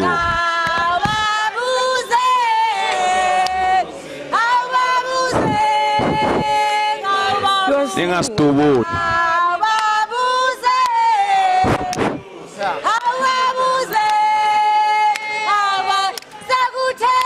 Ningathorayiza abantwana bethu bese niyabatubula. We are moving to announcements. We are moving to announcements. The STC, can we, okay? Colleagues, we are well aware that we have another sitting right now. So I am asking this House to give me a way forward. Do we take 5 minutes or do we take 10 minutes? Let's take into, before I finish, let's take into cognizance, it's one item and there is no lunch as it was said to you. So we are having 5 minutes or 10 minutes? 5 minutes it is, and we come back after 5 minutes. The fives have it. The fives have it. We are coming back at 2:30.